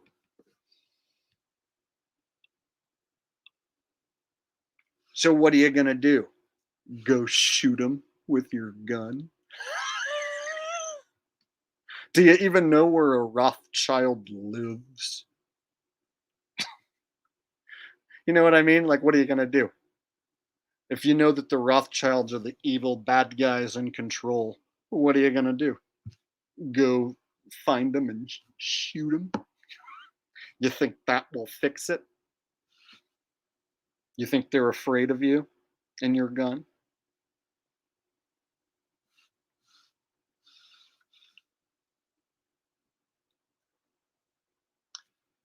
So, no matter how big my channel gets, I know it's this big in the reality of the world, and I can't do anything. I can't stop the bad guys from doing what they're doing currently. No matter how big this channel gets, no matter what I say or do, their plan is in play and has been in play for a long time. And ain't no shitbag like me gonna come along and stop their plan. Even though I've thrown a monkey wrench into it, more so than damn near any man who's ever walked. And they let me do this because they think it's funny. So they allow me to do what I'm doing because they don't view me as a threat. And I think that they are entertained by me. I really do. I think that the bad guys will watch me and laugh because I'm the only one who talks like this and does this. And they're not threatened by me. And they're like, he's right. This motherfucker is right. And all these stupid people will think he's crazy. And he'll never be big enough to do anything. I can imagine the laughter that the sick, evil elites, that they have when they watch this channel.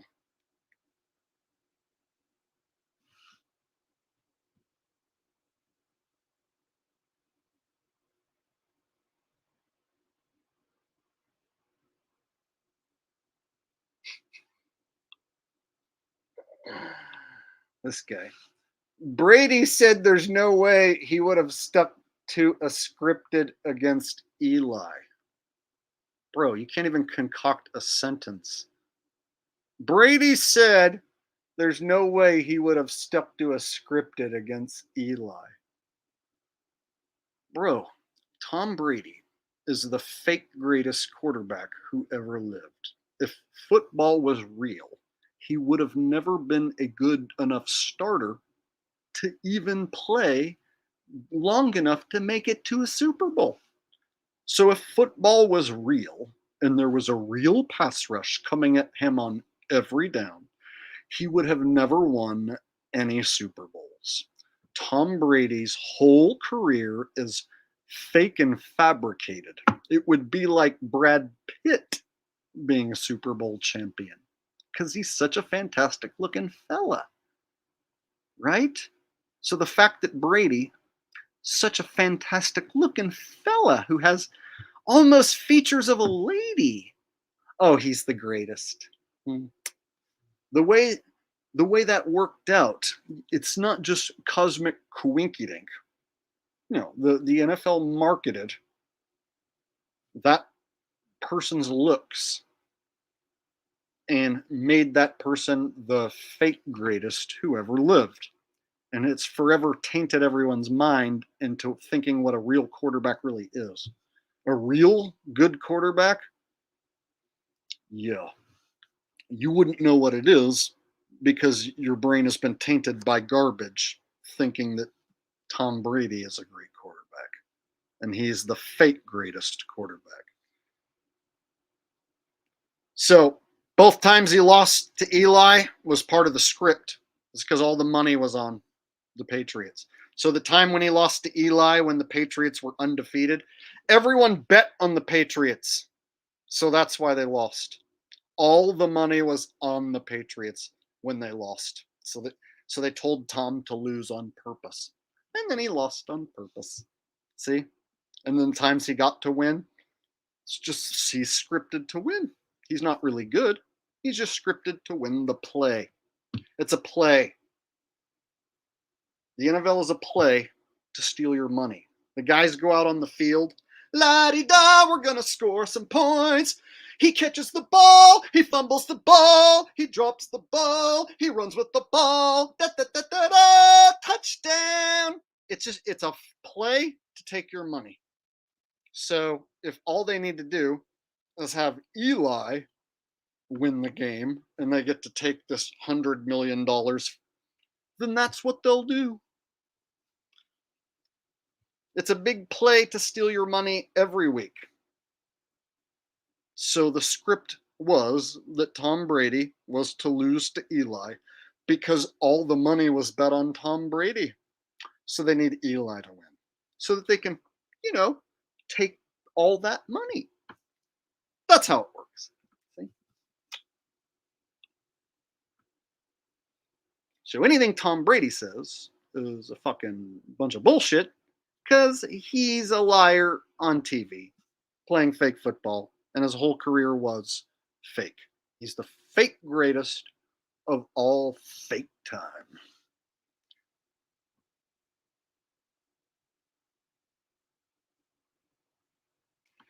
Jacoby Brissett is a better quarterback than every starter in the fucking league because Jacoby Brissett can drop a dime in a bucket all day long with the football. Jacoby Brissett can hit every pass all day long, and then he throws it right to the other team, as he's told to do. He's not a star, and nobody talks about Jacoby Brissett being the greatest because he just was he wasn't a pretty guy. He was a black quarterback who wasn't pretty. So he just went out there and made the throws he was told to make. When he was told to throw to the other team, he threw it right to the other team. When he was told to make an amazing throw and win a game, Jacoby Brissett, if you really go back and look at the tape, was fucking as good as every starter today who you think is great. So how come he isn't a legendary winner? It wasn't in the script because he's not a hunk and he's not marketable. Jacoby Brissett isn't a marketable hunk in any sense of the word. But Brock Purdy, well, that's another story. Brock Purdy. We could make fucking 300 million bazillion dollars on a guy named Brock Purdy with his 12-year-old little boy face. But you can't make 300 million bazillion dollars on a guy named Jacoby Brissett, can you? With his fucking regular black man face. Nah. Oh, but there's a guy named Brock Purdy, and he's Purdy. Woo! That's worth $500 million to the NFL. A guy named Brock Purdy, and he's Purdy. He's a cute little boy, and he's good. Wow, so amazing that his looks and his talent all go cohesively into making the NFL fucking rich, like beyond their wildest dreams. Isn't that amazing? How that player's looks and his ability all go hand in hand to make the NFL fucking ungodly rich. Wow, it's amazing how those cute guys play good football. And then those average guys and ugly dudes, they're just not so good.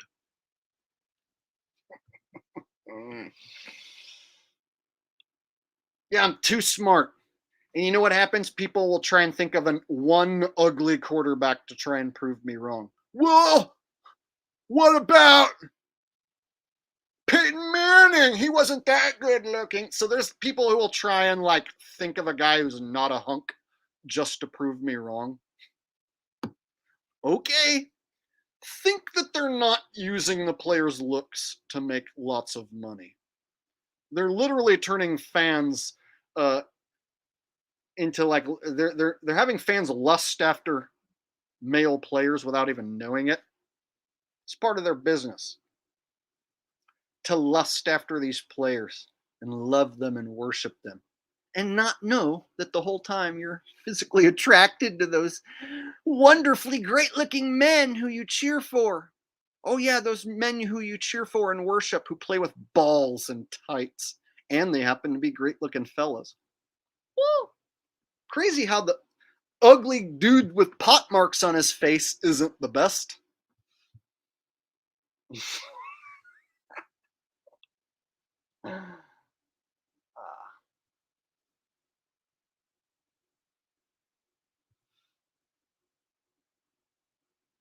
All right.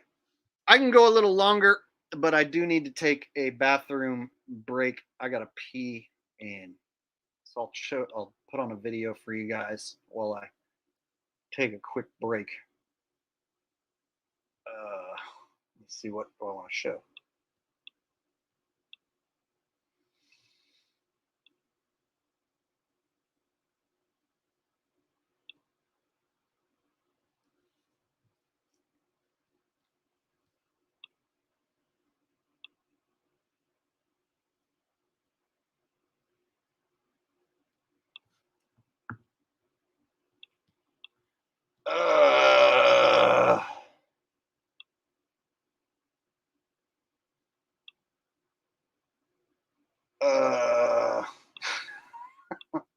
Like I have to pee so bad. I'm trying to think of a video to show you guys. Okay,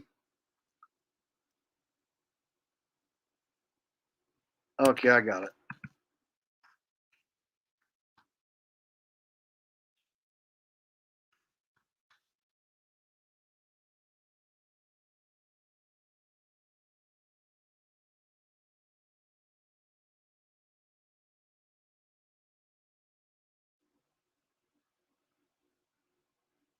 Recently, you may have noticed billionaires buying up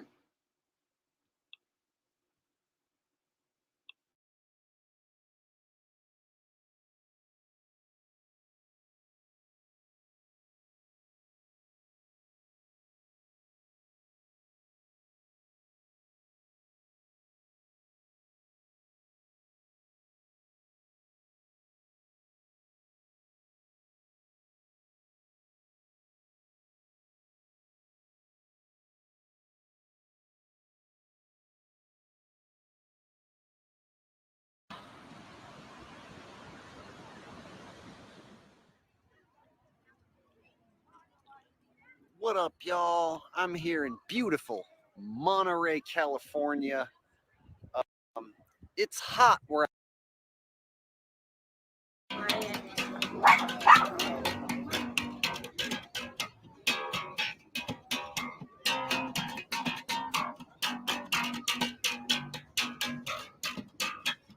Scott Kelly, he's a freaking liar.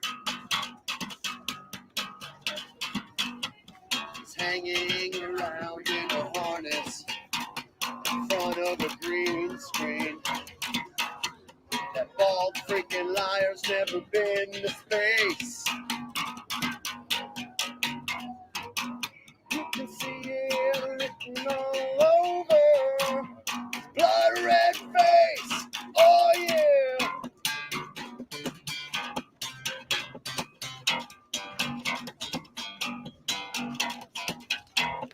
There are no satellites in space. NASA never went to the moon. There are no astronauts in space. So you assume there are no satellites in space. NASA never went to the moon. There are no astronauts in space. NASA never went to the moon. Image you see in your telescope might be a hologram. Have you ever heard of this thing? Project Bluebeam. Yes, it is.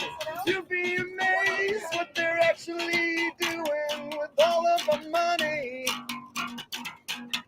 They're keeping us locked away from the land of milk and honey because there are no satellites in space.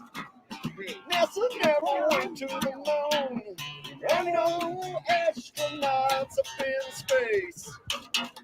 So you'd assume there are no satellites in space.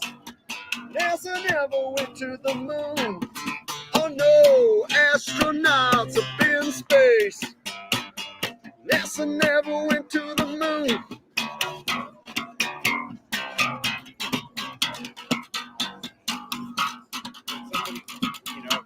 You can't fool me, cause I'm too slick. Oh yeah. You can't fool me, cause my mind's too quick, bitch. So suck on my dick, cause I'm not falling for your NASA cartoons.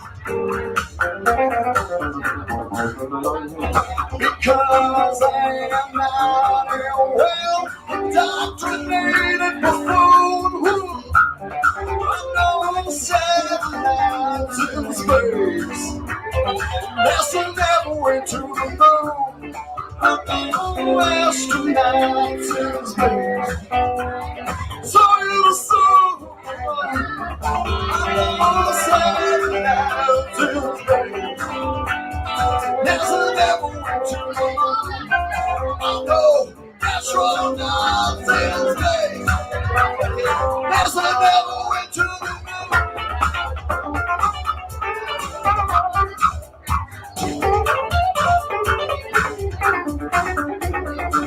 Josh Rosenblum on the guitar, give it up.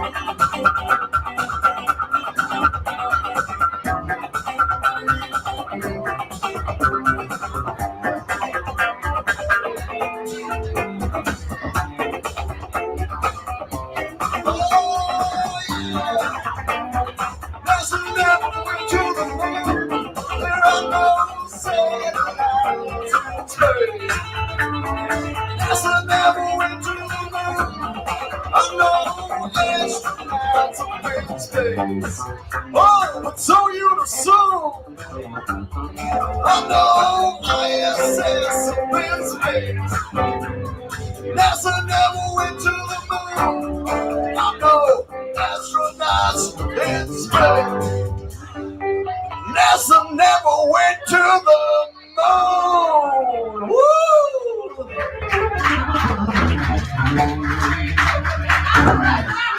Oh, thank you very much.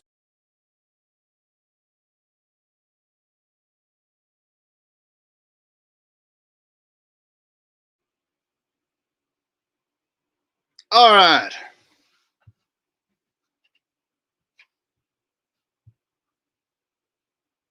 Phew.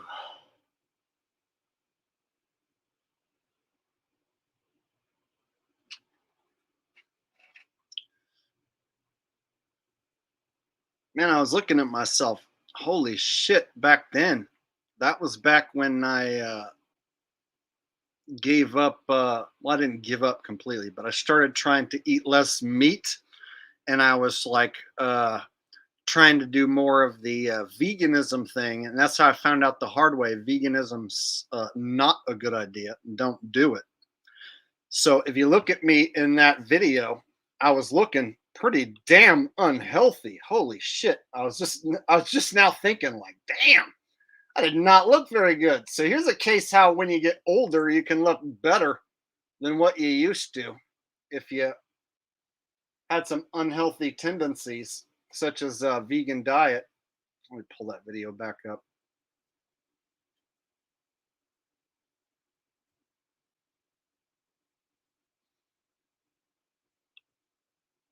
Fuck it, I already got rid of it. Whatever. Anyway, so I was noticing when I looked at myself, like my cheeks were all sunken in and shit, and I was like looking decimated in that video. And that was from like 2017, 18, I want to say, 2017. So when I cut meat out, I started cutting meat out, and I tried to do like a veganism deal. That's what happens. You start to like, your body will start to consume your own fat. And so my body had consumed all the fat out of my own body, and I was looking like a damn skeleton. So just me looking at an old video of myself right there, I'm like, damn, I'm glad I don't do that no more. Shit, I look way better right now than I did 5 years ago. In fact, I'll just pull it back up again. Shouldn't be that hard.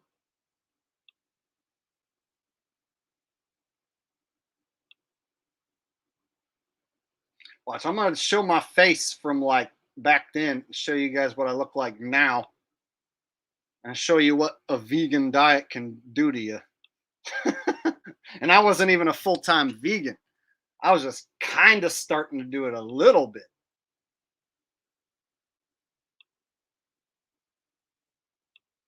Holy shit. I'm looking at myself right now, and I just found the video. Oh my God. It's terrible looking. Look at me. Ugh, it's terrible. Look at that. Oh my God. That's what you start to fucking look like if you're a fucking vegan. Shit. That's terrible looking. I don't have those wrinkles right now. See? What? See, right now, I don't have those fucking crazy wrinkles going on that I have right there.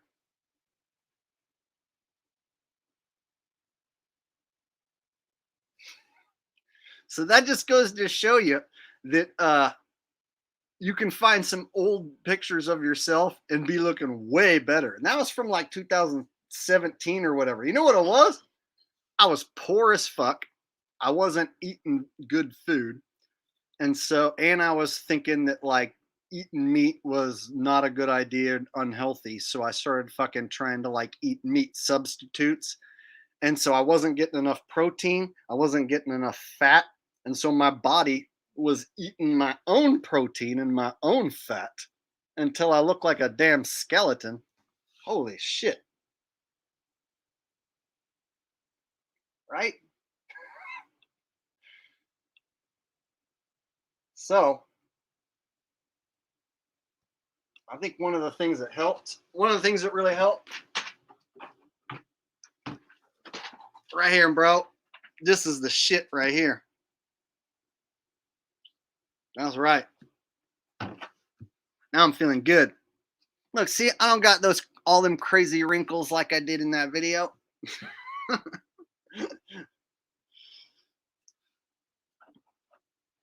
Hell yeah, this is the shit right here. And you guys know if you're in a state where you can't get this, then you know. See?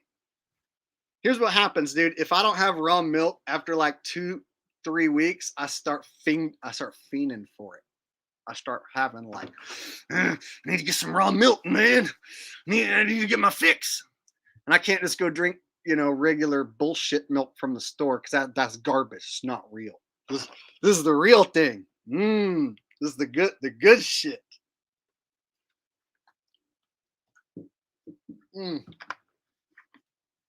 I mean, dude, a drink that has protein, carbs, and fat in the correct amount of servings.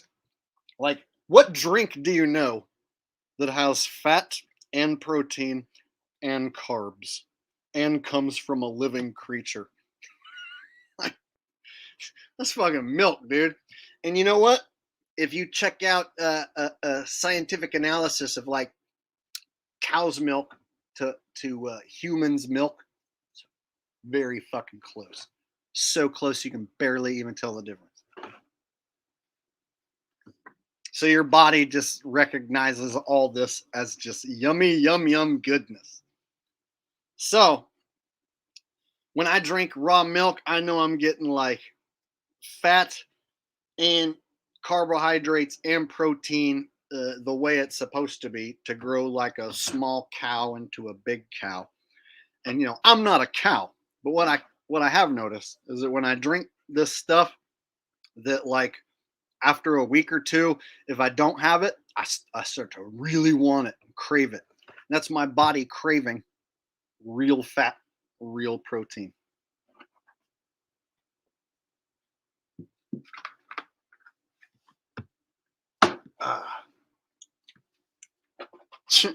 You guys think I'm messing around? Here's how much you might pay for this shit, right?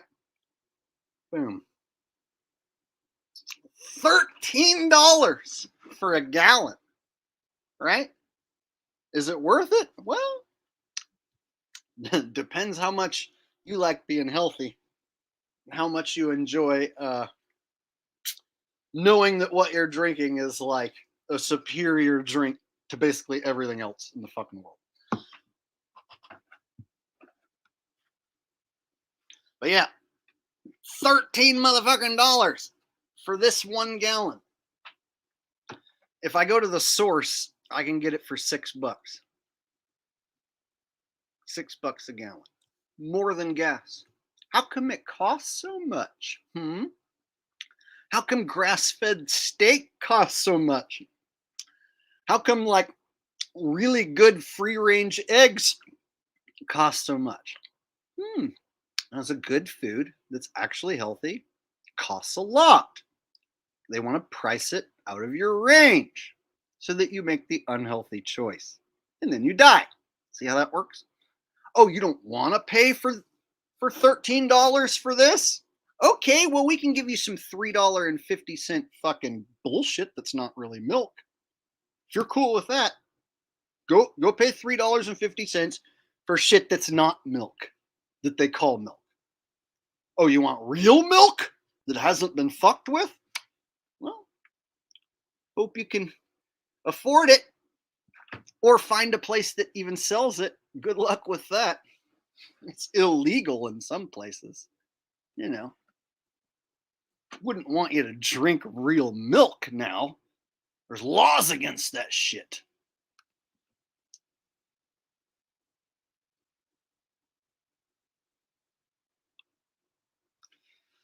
Buster Cherries is Tom Green style. I do think some of Tom Green's early stuff in Canada is absolutely hilarious, like cutting edge comedy. But that video where he sucks the cow's tit, he does it like he's sucking a dick. And so he's like homoerotically sucking on a cow's tit, which makes it kind of like it makes it not funny. So I would recommend that you don't watch Tom Green suck on a cow's tit because he does it like it's a dick. And it's not funny. It's gross in my opinion. So that's one of the things that he did that, in my opinion, is not funny.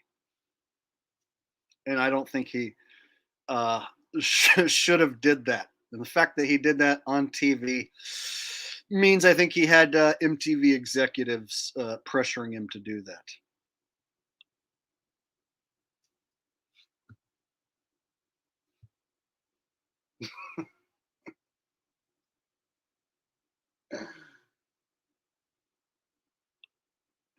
Yeah.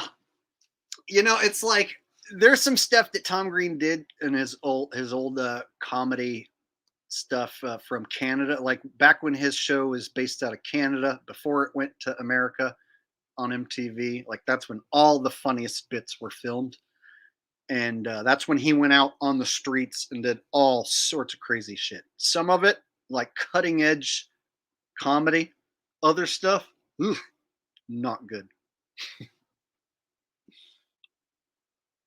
But that's what it takes, I guess, when you're trying to figure out what's funny and what's not on the cutting edge. You're going to fail sometimes and have some shit that absolutely is terrible. So I guess that's how it goes.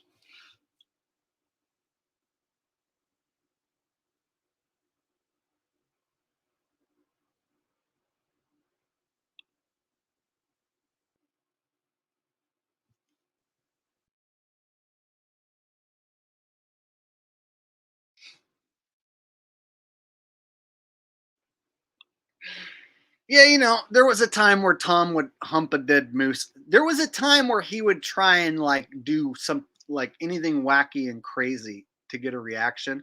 But now that he's old, he doesn't do it. He doesn't do anything crazy at all. Now he's just old and boring. So that's an example of a comedian who at one time was trying to be on the cutting edge of what's funny. And then he got old and burnt out, and now he's not funny at all and doesn't do anything. So sad when a person gets to the point where they no longer have any funny bones. They aren't funny anymore. It's sad. Or when a comedian starts to devolve into just repeating their old jokes. You see a lot of these touring comedians just repeating a routine night after night after night. It's sad.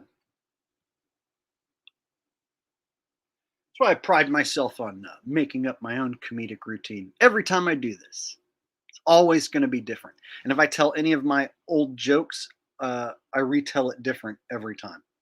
So any old joke I try and retell, I don't have it scripted like a mainstream comic. So if you go watch any mainstream comic perform, you know, a big show, they're just going to be saying rehearsed shit that they said at the last city, you know? So it comes down to like, do you want to go watch like Gabriel Iglesias repeat what he said the night before in Kansas City? You know?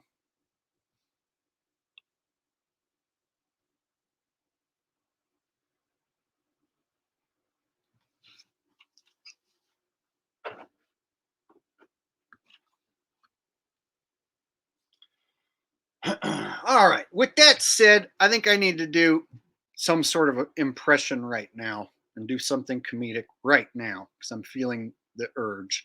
You guys, I think Trump's coming back. I really do. I think Trump's coming back.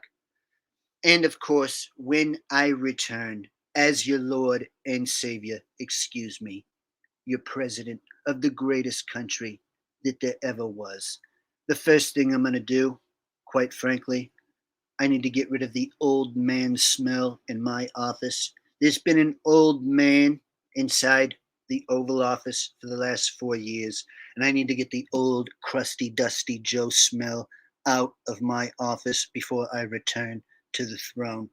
All right? The first thing I'm going to implement is Trumptricity. It's a cross between electricity and Trump. It's a lot better than regular electricity, all right? When you crossbreed electricity with me, Trump, and you get Trumptricity, we're talking about a source of energy that's far more greener, far more efficient than anything ever known to man ever, all right? And the best part is, you know who are going to make pay for the whole thing. I think you know who are going to make pay for the whole damn thing. Are you ready for this? The whole bill is going to be chopped up, right? And I'm going to send it right over to China, all right?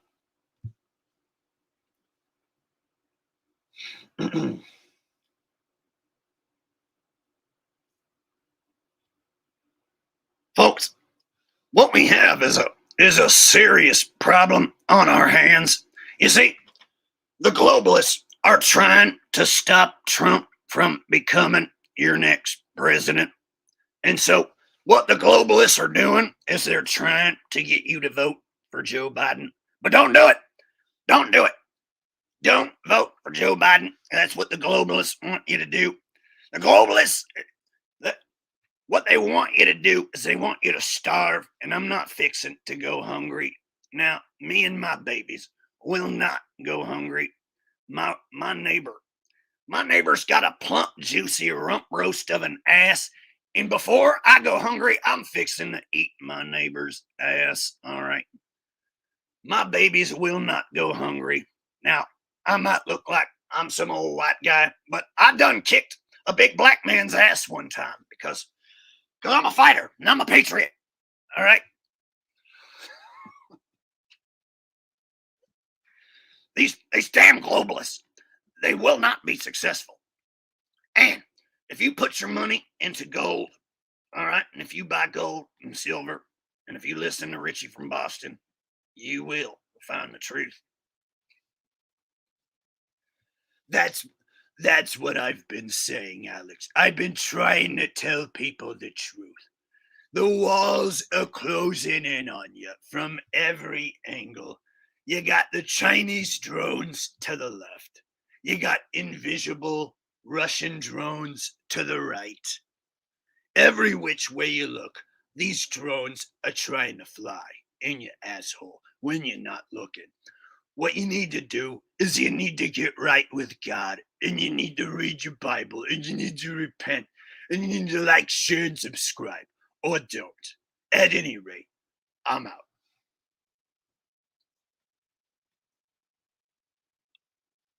Every time a black man wanna try to talk like a white man, black men be trying to be a white people.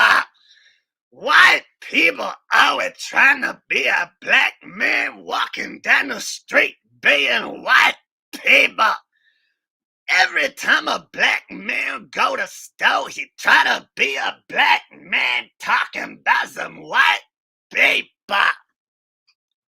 Remember when Will Smith slapped my ass? The most famous shit I done in the last 20 years was get slapped by Will Smith. Ain't that a motherfucking funny thing that the most famous shit I can do is get slapped by Will Smith? I still got summertime ringing in my ears.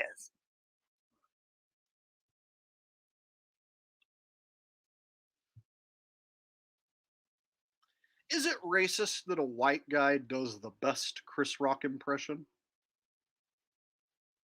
Sure, but who cares? I don't. Do you? So some people would say it's racist that I do such a fucking amazing job at pointing out how ridiculous that stupid black man's voice is, right? But that would be racist to admit that I'm a better Chris Rock than Chris Rock, right? A white man is better at being Chris Rock? That must be racist.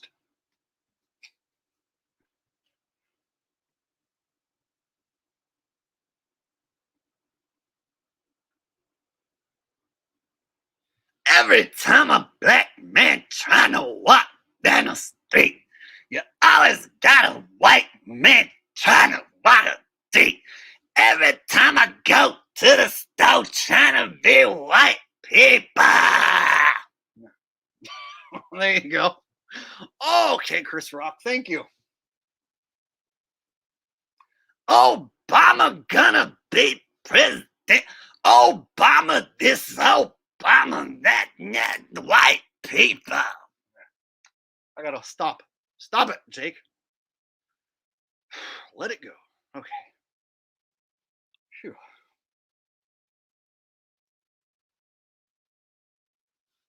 Quite frankly, I was quite amused. There was a gentleman talking about all the wonderful things I was going to do with Trumptricity.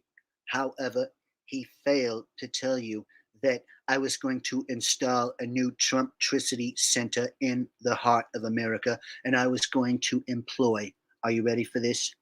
Millions of new Trumptricity employees. We're talking full benefits, all right?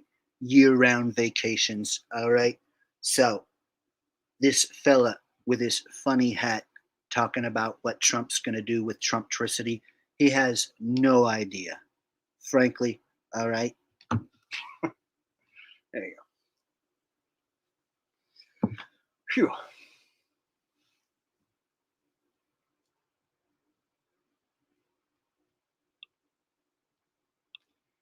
That's right, Rocky.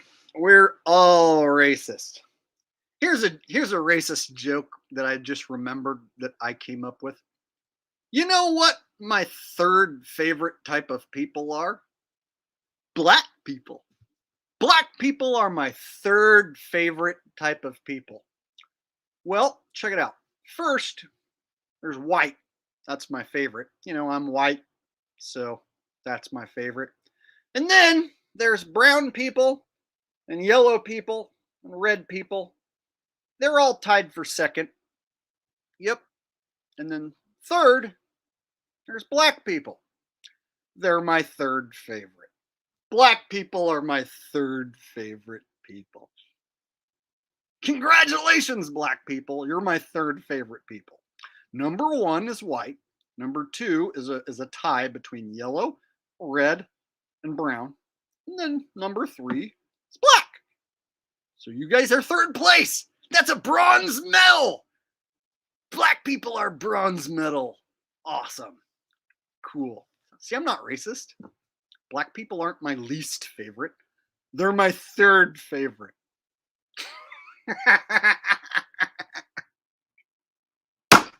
Tell me that that's not funny.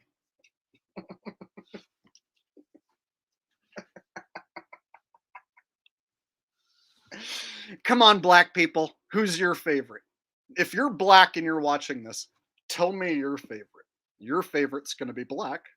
And then your second favorite's going to be what?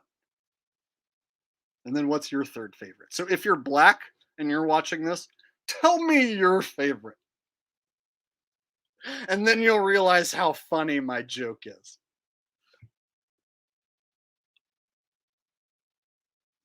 Anyone who's watching part of any race, tell me which one is your favorite. Oh, you don't have a favorite? Yeah, well, that means you're some fucking virtue signaling piece of shit and you're a liar. If you don't have a favorite race, then you're a fucking piece of shit liar and you don't belong here. Get lost. I hate you. Bye! Ta-da! Comedy.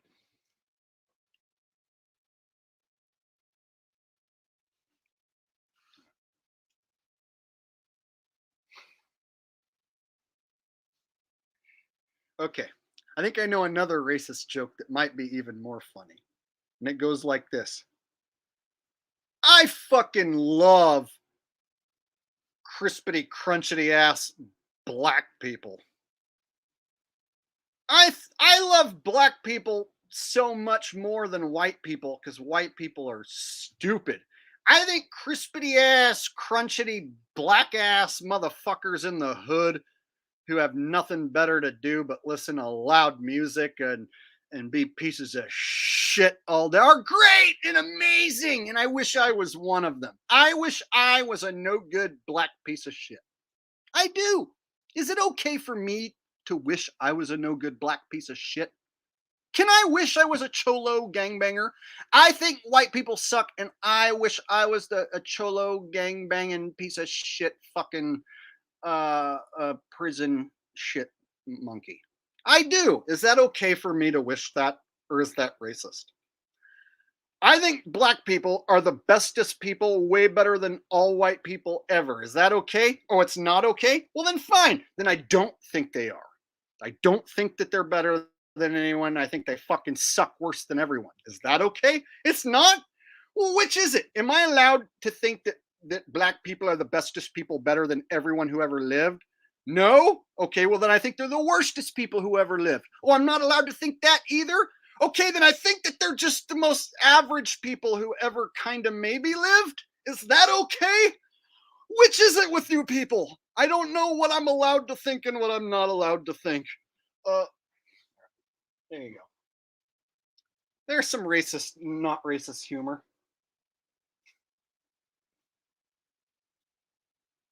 I wish I was a dirty, stinky, fucking Puerto Rican piece of shit. I do.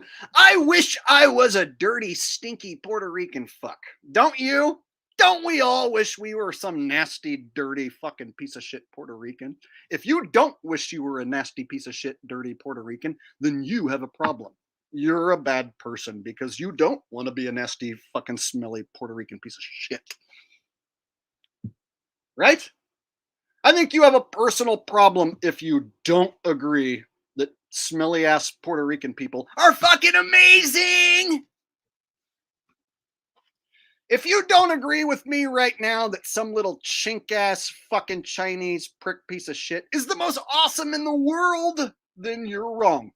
Because little Chinese chink ass motherfuckers are the best kind ever. And I love them. I love chink ass Chinese chinky motherfuckers better than any kind of motherfucker who ever fucked a mother. I love chinks better than I love cholos, better than I love honkies. I'm a chink loving honky cholo whore. Why? Because I feel like it. Is that racist? No.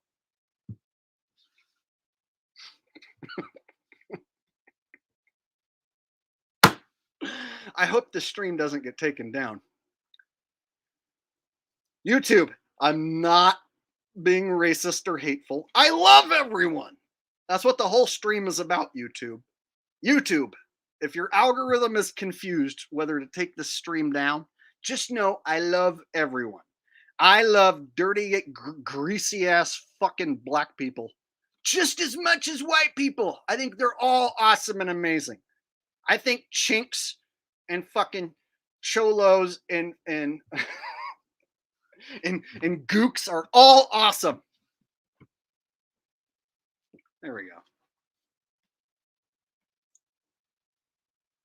I love wetbacks more than white people. Is that okay to say? Well, can I get away with that in the name of comedy? To say that I love fucking wetbacks more than I like white people? Is that okay? Will my whole channel come down if I say I love wetbacks? There's nothing wrong with wetbacks. Wetbacks are some of the best people. You know one of the best things about wetbacks? Their back is not dry. So fucking wetbacks are cool, huh? There you go. That's some of my experimental, not racist comedy. I'm still experimenting with it.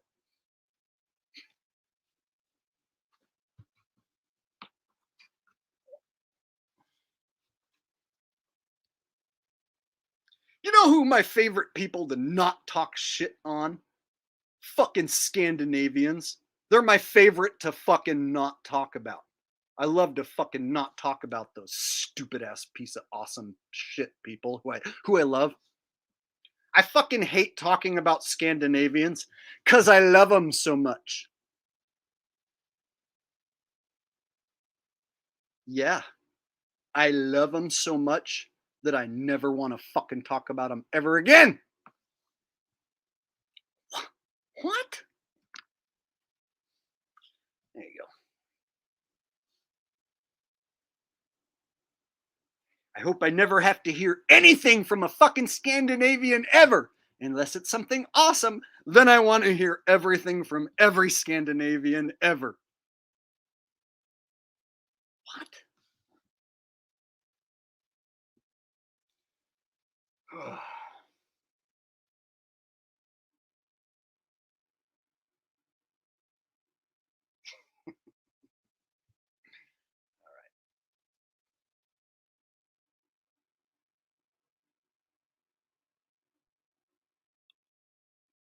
And then, of course, there's those people who have red hair.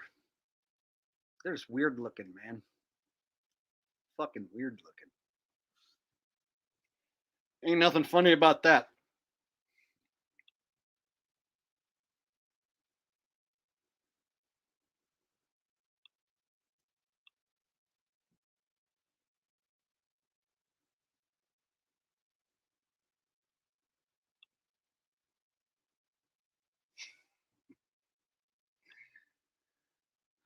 Let's get those scripted picks. All right. So, all the home teams are gonna maybe win. There you go. That's my scripted picks. I think all the home teams are gonna maybe win. Good luck, buddy. Look at these motherfuckers. They still haven't figured out what's going on. Give me picks. I don't care what you're saying. I just want your picks so that I can win money. And then what are you going to do if you win money? Give me more picks, Jake, so I can win more money. And then what? Give me more. That's all you want. Jake, give me more. Jake, give me more. Jake, give me more. Jake, give me more. Jake, more. Guess what's going to happen? The season will end, and then you'll fucking disappear. So why should I give you picks? You're just going to disappear when the season's over. If you're not paying attention and you're not entertained and having fun with what I'm talking about, and all you care about is the picks, you're going to be one of those same motherfuckers who disappears when the season's over. So the season's over. Bye. Good luck trying to figure it out without me. Bye-bye.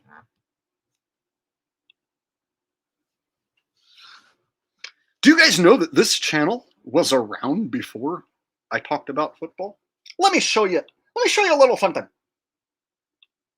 This is something I fucking need to show everyone, actually.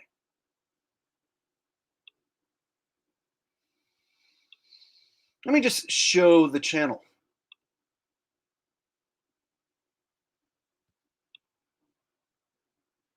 This is going to be good for a lot of people, especially the stupid fucks who think that like the NFL did something to me to make me stop or whatever. Those people are going to look really ridiculous right about now.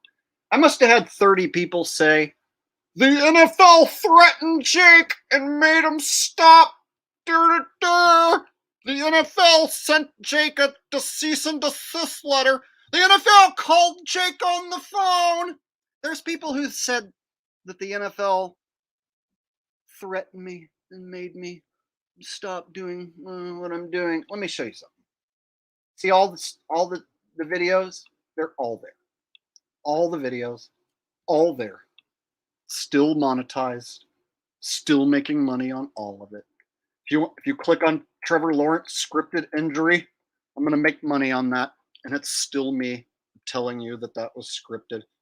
All this content. Let's keep going. Let's keep going. All this is still standing.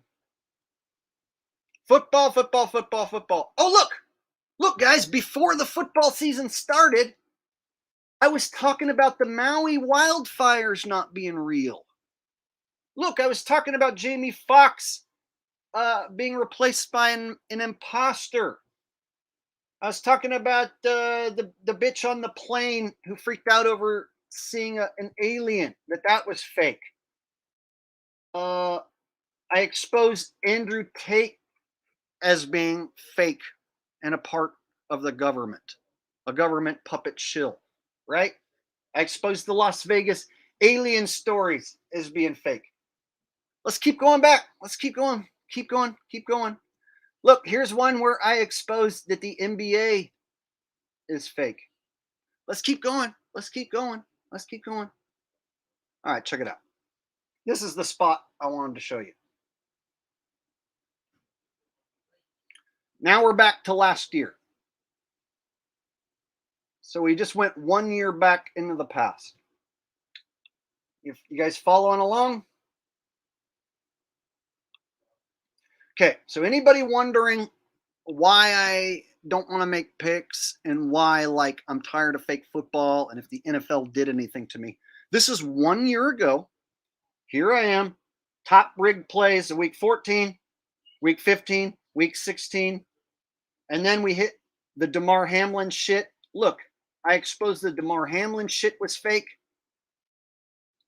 2 videos in a row. I did 3 videos on it. And at the end of the season, I got sick of doing the top 10s, so I just stopped doing it. So for the last 2 weeks of the year, see, we got to week 16, I stopped doing the top 10s because I got sick of it. The same thing that happened this year. So then I just did small videos that only took a little bit of time, right? Like this one right here.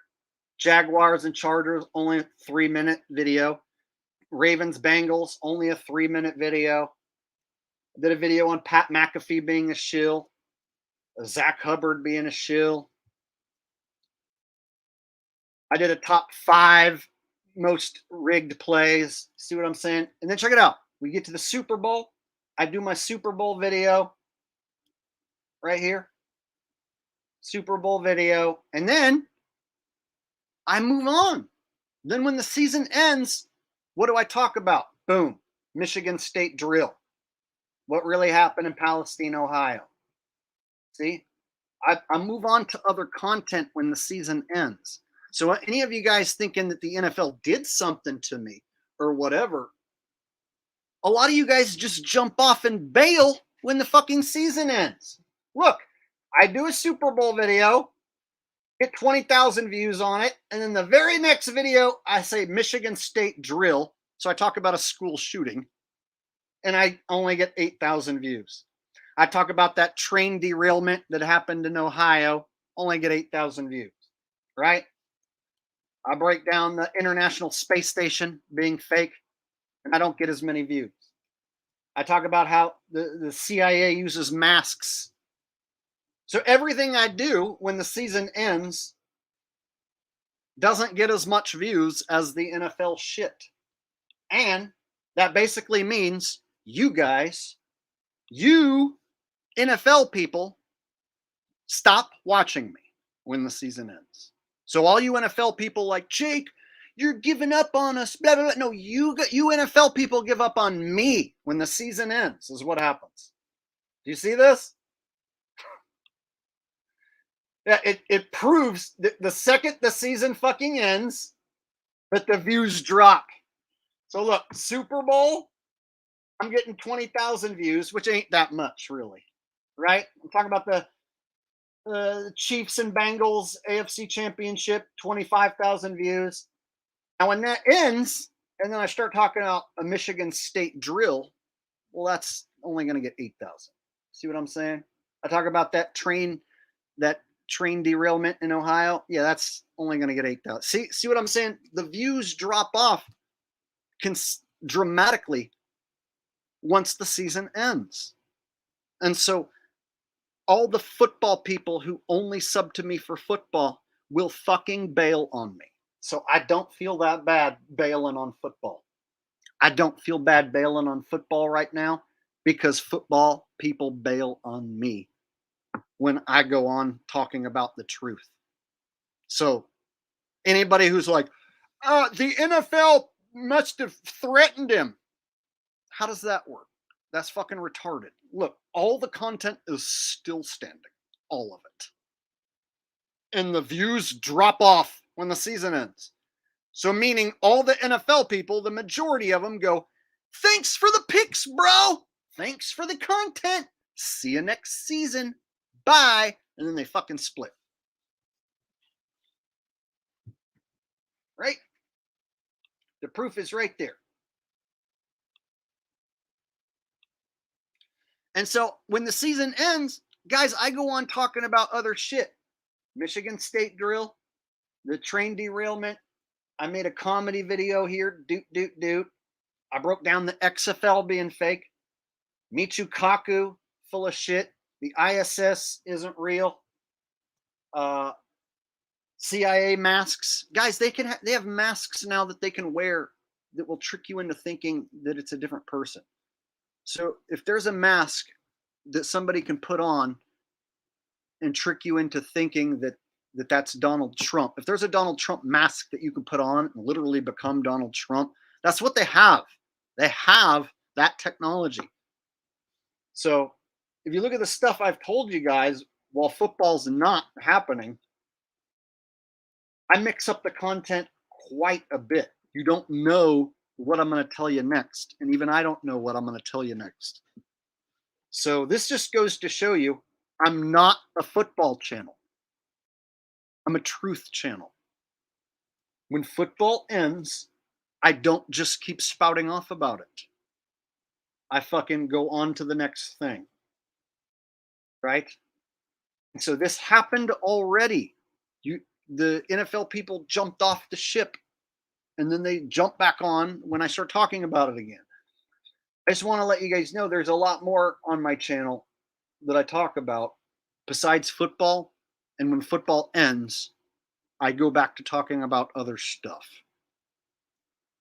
And so me saying I'm tired of fake football, it's because I'm fucking tired of fake football. And so anyone who was like, the NFL threatened him, retards. So if you're a person who thought the NFL did anything to me, all the content is still standing.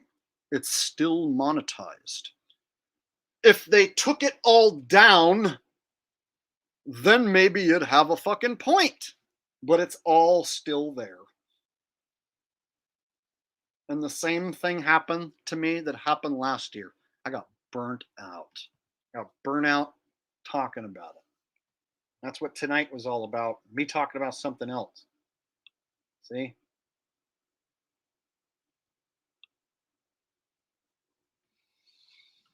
So anyone who thinks that this was like a football channel, no, this is a truther channel. Football being fake is one of the things that I talk about. And it just so happened to blow up so big that I got carried away and turned my whole fucking channel into a football channel. So if you think it's a football channel, it's partially my fault for turning it into a football channel for so long. But if you scroll back, you can tell that I'm not a football channel if you scroll back. But nobody really wants to scroll back and see what I've done. But it's there.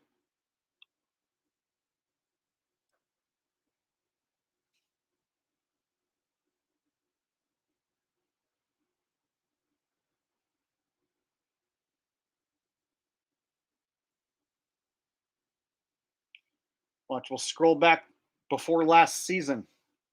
I'll show you guys where it all started.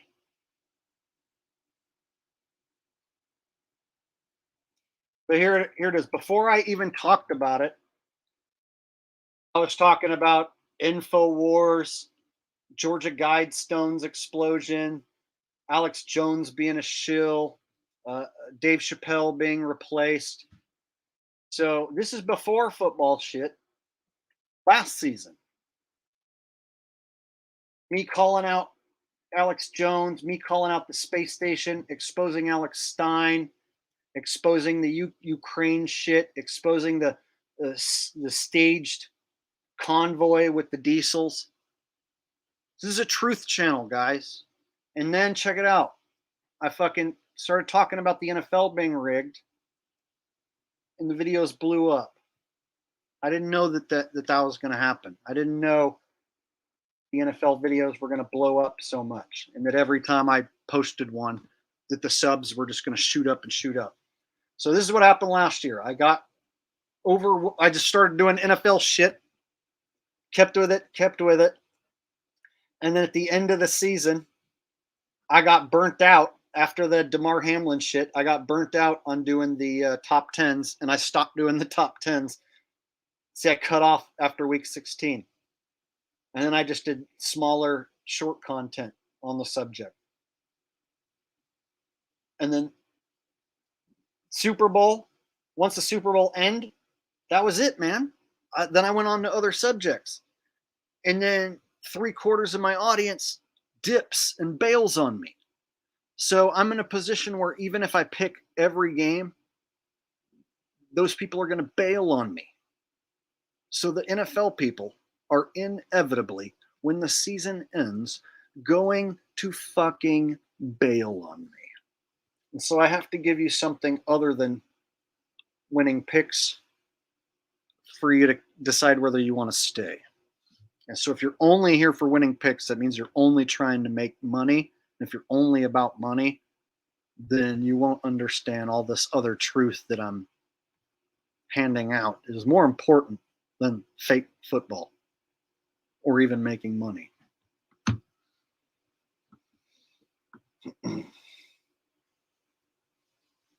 And so, yeah, those 30 or so people that made the claim that the NFL paid me to stop or threatened me, it's highly insulting. What that basically says to me is that when I tell you that I'm sick of it, and you say, the NFL must have threatened Jake, I told you I'm sick of it. So that means you're calling me a liar. So anyone who thinks that the NFL did something or threatened me is calling me a fucking liar when I say I'm sick of it.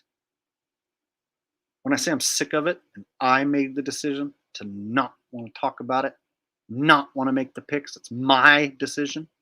Anyone who's like, oh, the NFL must have did something to him, what you're doing is saying I'm a liar. And that my feelings of being sick of it are false. And that I love it. And I love fake football so much. I just can't wait to pick the fucking fake games for you so much. And the NFL called me on the phone and were like, hi, Jake, we're going to kill you, but we're going to let all your content still be up unless you stop making picks.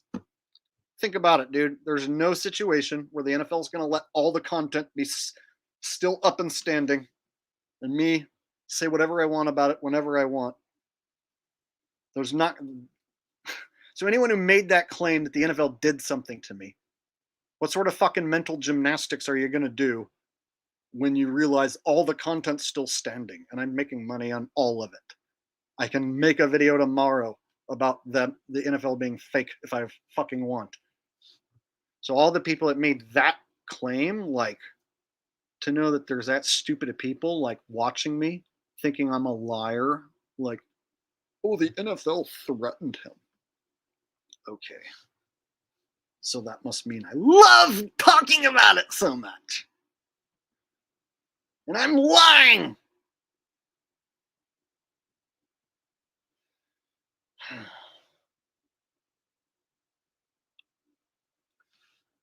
Bro, all the content is still there. I can play you the Dwight Smith admission right now. I can make a top 10 next week if I want to. Nothing is stopping me. Do you understand? To make the top 10 means I have to waste an entire Tuesday looking at fake football.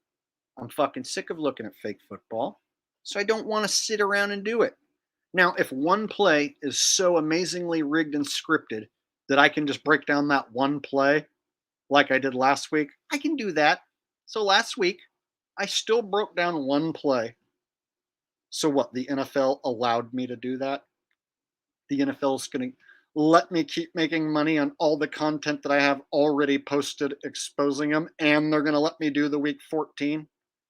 And then they said that they're going to kill me unless I stop making picks. But I can totally still have a most rigged play of week 14. So if I see another rigged play that comes across my screen and I feel like breaking it down, I can do that. Do you realize I just showed you how there was a fake shooting in Las Vegas and the Raiders lost 3-0? So we're talking about me exposing something bigger. And there's still guys like, you promised that they didn't do nothing to you? Like, I fucking told you that there's a fake shooting in Las Vegas, and they scripted the Raiders game to lose 3-0 to reflect the fact that there was 3 people supposedly dead in a shooting. So how the fuck are you going to do mental gymnastics around all of this and say, the NFL threatened Jake? Oh, but they let him talk about this shooting and how in this football game and how it all ties together. They allowed that to happen while he makes super chats doing it. So some people are like getting so fucking stupid that, like, for me to like tell you, like, I'm being honest, football is not fun to watch because it's fake. So for me to watch fake football all day long, over and over and over, week after week after week, sucks. And I'm being honest. That's my honest opinion. And so for you to say, the NFL threatened Jake, so now you're saying I'm a liar and they threatened me. And I fucking love talking about fake football and love watching fake football so much. Now I'm lying, saying that I don't like it. And my life is on the line because they fucking threatened me. Oh, but I still just did a stream breaking down the news and the fake football game and tied it all into one. You understand the mental gymnastics you have to do to, like, say that the NFL threatened me, but then allowed me to do all the rest of this? You understand?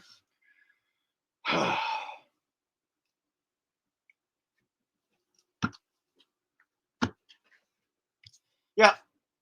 Here's the deal. So, like, 85% of most people understood that I was telling the truth when I said, hey, I'm sick of fake football. The games are fucking unwatchable. They're terrible. And for me to sit around, as talented as I am, and stare at a screen looking at fake football all day long is a waste of my talent. And I think I can do better than talk about fake football. The NFL must have paid Jake and killed him, threatened to kill him. So me being perfectly honest must all be a lie now. It must all be an act. And they let me keep all the fucking videos monetized right now. See how that works? How's the NFL going to call me on the phone? If anyone was to call me on the phone and say, hi, we're the NFL, I would be like, fuck you. No, you're not. Right? So if anyone was to say, hi, Jake, we're the NFL, like on the phone to me, I would be like, prove it, fucking bitch. What are you going to do, NFL? Can't do shit. What, are they going to send me a letter? Send me a letter to cease and desist? All the content's still standing. So obviously I'm not scared. So the NFL's letting me have all that content still standing. How did I get away with such a thing?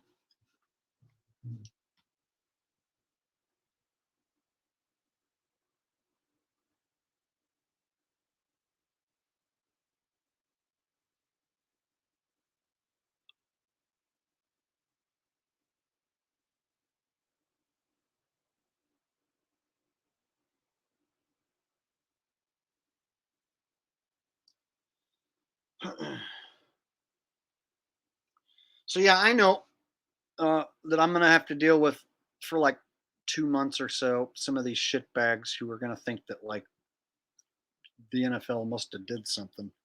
No, I got tired of playing their game. All I can do when I make a pick is guess into their hand. I have to fucking spend hours and hours to try and guess what they're gonna do with a fake football game. Like, there's more to me as a man than trying to figure out what they're going to do with a fake football game for you so that you can make money. Understand? So I like to pride myself on being able to see through the deceit and the lies and tell everyone about it and make a joke about it and therefore entertain myself and give myself some peace of mind in a world full of madness.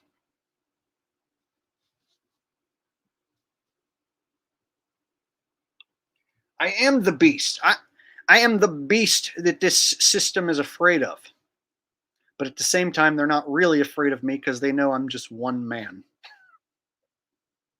But they know that if this was ever to grow, if this revolution that I am and the way I think and the way I feel, if this ever was to become a revolution, it would be something for the bad guys to really be afraid of. But at the moment, they ain't afraid of me. I can see why.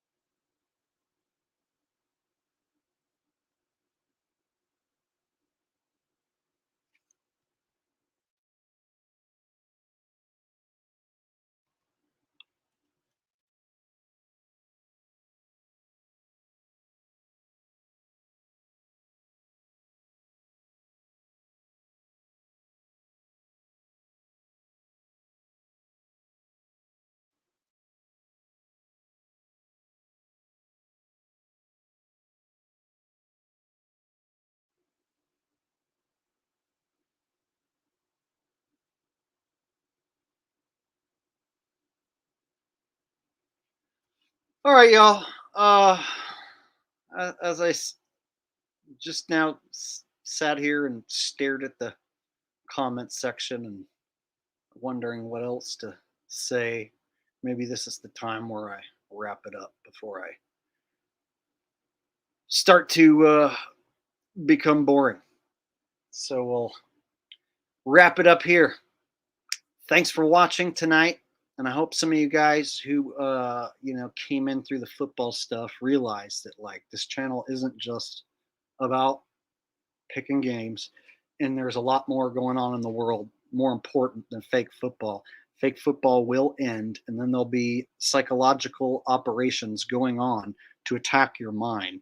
And that's where I'm the guy there to call out that bullshit when the season's over. So when fake football ends, I'm going to be there calling out the rest of the fake bullshit. And when the NFL people bail inevitably, I'm still there calling out the fake bullshit. So if you came in through the NFL content, just know I can make that content whenever I want, and I still will make that content. But there's other things going on that are way more important, way more evil. And trying to figure out who's going to win a fake football game is a big fat waste of fucking time, especially my time. At the end of the day, figuring out who wins their fake football game will get me what? A dollar bill? I can make a dollar bill telling everyone the truth like I did tonight.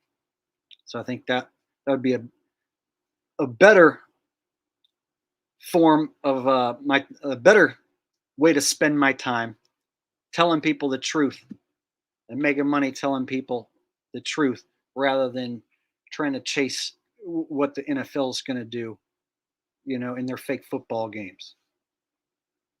So with that said, I'm getting tired and I need to eat some food and chill out. And so I'll see you guys in a few days. I'll live stream again. I'll try to do this every 3-4 days or so, at least once a week. And so I ain't going nowhere. The truth is here to stay. And good luck out there if you're going to bet on them fake football games tomorrow. And I'll see y'all next time. Peace.